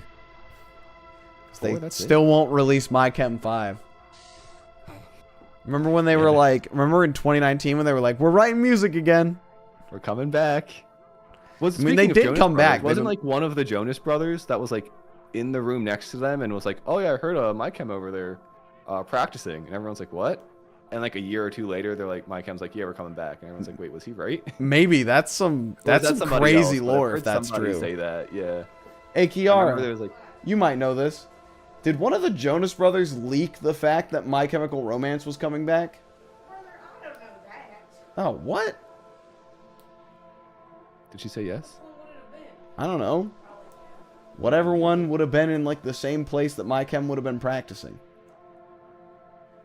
Oh, she has no idea. She said probably Joe. I'm like googling like the weirdest Vegas Like thing. a current thing? No, this was like in 2019, where basically like he was on a podcast and he was like, "Oh yeah, My Chem was like practicing like same place with us." I wouldn't put it past Joseph and Jonas. When one of the show hosts bring up My Chemical Romance, Joe Jonas says, "I've got some dirt. My Chemical Romance were apparently rehearsing next to us in It New York was. recently, which I thought they Kyle broke up. found So the I don't article. know. She knew it. It was Joe. Yeah, apparently Amazing, he was like dude. he apparently when asked about My Chemical Romance, he was like, "Oh yeah, they were practicing the other day." When did this interview happen? Probably in like 2018, 19. I would imagine it's around the time that Sucker was big. It was posted June 8th, 2019 to Twitter, this clip. But was Yup. it posted because they found out that they were reuniting, or was it... okay, now there's going over this. Anyway, sorry, I tangent again. But crazy how we connected the Jonas Brothers with My Chemical. Yeah, we brought it back. We brought it back. Yeah. But yeah, I think it's tough because like when they're longer discogs, we spend what 2 hours and 47 minutes talking about something, which is a long time. Yeah, that's like a proper The same- stream. But at the same time, it you can only do so much when it's like, what's your favorite 3 albums from the 3-album band? Like, Yeah. you know. Like that's the thing is you put me in like a My Chem thing and it's like there's 4 albums. One of them is a very prototype album. Mm-hmm. The other 3, it's 3 very different albums, and it's like, how do I even compare those? Yeah. Whereas like again, like Linkin Park and Fall Out Boy, and I guess 21 Pilots, if they've got like 6, have a little bit more to chew on. Yeah. How many does Caro think- Caro have? Actually, I think only 4. 4? Because they have that EP album thing. I think where they did like 3 EPs, but then they kind of combined it into like its sort of compilation album kind of thing. Okay, The I count that. Civilization something. Didn't Yeah. the Plot and You do something like that too? Probably. I think they're doing that right now. I think you're right, Chris. I think they are doing that right now. Yeah. I don't know. Plot and Use a cool band. I'll try and think of some other ones. Like I would, you know who I would love to do, Kyle, and maybe it's just because Yeah. like album came out recently. I would love to do a Tyler the Creator discography dive. Ooh. I would love to make your ass listen to Bastard in the year 2024. I might be down for that. How many albums does he have? Like 6, 7? It's a good amount. I mean, I've heard all like the past 3 or so, so I'm familiar with them. Let me see here. That's the main challenge, is if it's So like, we got 6 albums that I've never heard before. That's when it gets a little tough. yeah. It's like, Going in reverse, you got Chromacopia, Call Me If You Get Lost, Igor, Flower Boy, Cherry Bomb, Wolf, Goblin, Bastard. So that's 8. 8. Oh, 8. Okay. Yeah. Holy Well, cow. Bastard's not on streaming services because it was just free back in the day, and it's probably still free at like oddfuture.com. Hold on. Oh. I think I'd be down for Tyler the Creator.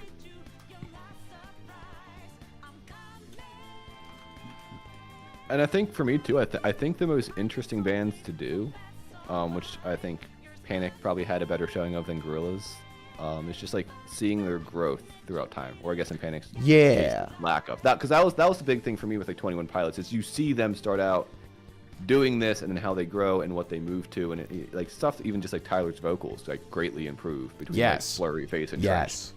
So Oh. for me, like those are the ones that are exciting. You said Tyler, the Tyler's Creator, vocals, and I thought you were talking about Tyler the Creator. I was like, oh yeah, he improves a ton. different. I have not heard when he was quote unquote bad and or edgy or whatever he's called before, like Flower Boy. I mean, they just called him fucking edgy. I think that was all you could call him. Listen, you divide Tyler's albums in half. You've got the homophobic albums and the homosexual albums. Wait, That's how you divide the There's albums. 2 sides to every What? man. 2 sides of the coin there. Yeah. Oh yeah, hold on. Let me What today? hold on. Let me hit you with a link real quick, Oh, Chris. no. Yeah, wait, what the fuck? That's my He's only playing nervous fucking thing. Black Ops 6 Zombies, and I'm here like 4 of his albums are homophobic and 4 of his albums are gay as shit. That's my main True. worry if we do the Tyler the Creator though, is we're gonna get to the real old albums where he says the no stuff, and we're gonna be like, what can I say about this? Simple, great, classic. Even. Uh-oh. Yeah, just listen to like the first 3 seconds of that song, Chris. Paul's gonna be 60 years old with grandkids, being like they don't make music. I'll be like, this let me put this anymore," on. Let me put showing- this on for you, and I'll put Colossus by Tyler the Creator on. Went to Six Flags. Did you pop that one open, Chris? Alright, hold on. I'll pull it up on Spotify, because I have Spotify up on my Xbox right now. Yeah, Colossus by Tyler the Creator. Banger. Oh, no. It's actually a really, really good song, but the opening is crazy. Tyler, the Creator. I'm so ready for the reaction. Wolf. Yup. His best album, in my opinion. Alright. Little spoiler, but yeah, maybe we for December we do a Tyler the Creator dive. I think that would be really good. Because my opinions differ a little bit from the crowd on that one. Oh, Back. Paul's gonna get canceled talking about Tyler the Creator and how much he loves all the offensive albums. No, it's not even that. Like, obviously Wolf is No? my favorite, and that's the one that I'm sending Chris right now that has the crazy opening line. Hold on. Yeah, I'm not going to talk about it further if we're actually going to do it. But I've got some opinions, especially on the later ones, that I think might surprise people. Okay. I think it depends on the person. Like, I've heard other people talk about, like, they definitely agree with me on my take on the later ones. But I also know, like, what the popular opinion on it is. And, like, I differ greatly. There it is. There it is. I think he listened to it. Just keep listening. He starts to. It's basically about him with like fan meetups and how like he would really like his fans to stop being so fucking weird. Towards the end of it, the voice that's supposed to be like his fan is talking about like, oh yeah, I've got like cardboard cutouts with the mouth cut out so I can fuck your mouth on like. It's again, it is a really really good song about like just fucking. And like in 2013, a really good song about like parasocial like relationships shit, like like very very groundbreaking for the time. Like nobody was talking about that shit when he did it. But yeah, crazy opening line of that. That is a wild opening line. Went to What the Six Flags. fuck? Going to Six Flags. Are you familiar with what I'm talking about here, Kyle? I have no idea what you're talking about. it's, I've just been hiding from the homophobia. Yeah. You're not anymore. All right. Anyways, chat. We're at like 3 fucking hours, and Nick is like still live right now, so I'm gonna rate him while I can. Yeah. Get him. Got to get my 115-day watch streak going. 100. Chris, you need to stop. You gotta stop. You gotta stop, brother. All right. Anyways, chat. Thank you for hanging out for this Panic at the Disco discography dive. Thank you, Kyle and Chris, for hanging out and chatting about Thanks it. for having me.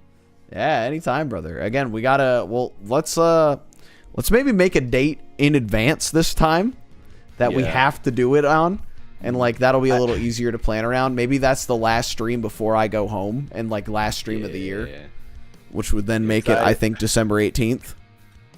I think I texted you once in August, and you were like, "I'm busy," and then you might have texted me once, and I was like, "I'm busy." And then, I know that. I know for a fact that is exactly what happened. Was And then I think we you were both tried just to like, do well, it, we and I was tried. like, I'm busy, and then yeah, basically we tried to go back and forth, and it was like, hey, I'm busy that day, and then we tried to you know what I'm saying. Yeah. Anyways, I've been thinking about it like every day too. Or not every day, but like every week or so, I'll be like, I should talk to Paul again. I'm like, Oh, but same. But he got late enough where it was like, do I need to listen to the Panic albums again though? I knew I didn't need Well, to you know. because it's a band that I like. For the same thing for the Tyler the Creator one, like I could do that now probably and still be like mostly accurate. I'm gonna obviously listen to everything again. I was listening to Goblin again the other day, and like the hits I from think that you're still one. on hold- stream if you don't know, just so you know. Oh, I know I am. Rating in 5 seconds, by the way. Bye, chat. Go talk to Nick. He's getting fucked in the back rooms. Bye-bye. Bye.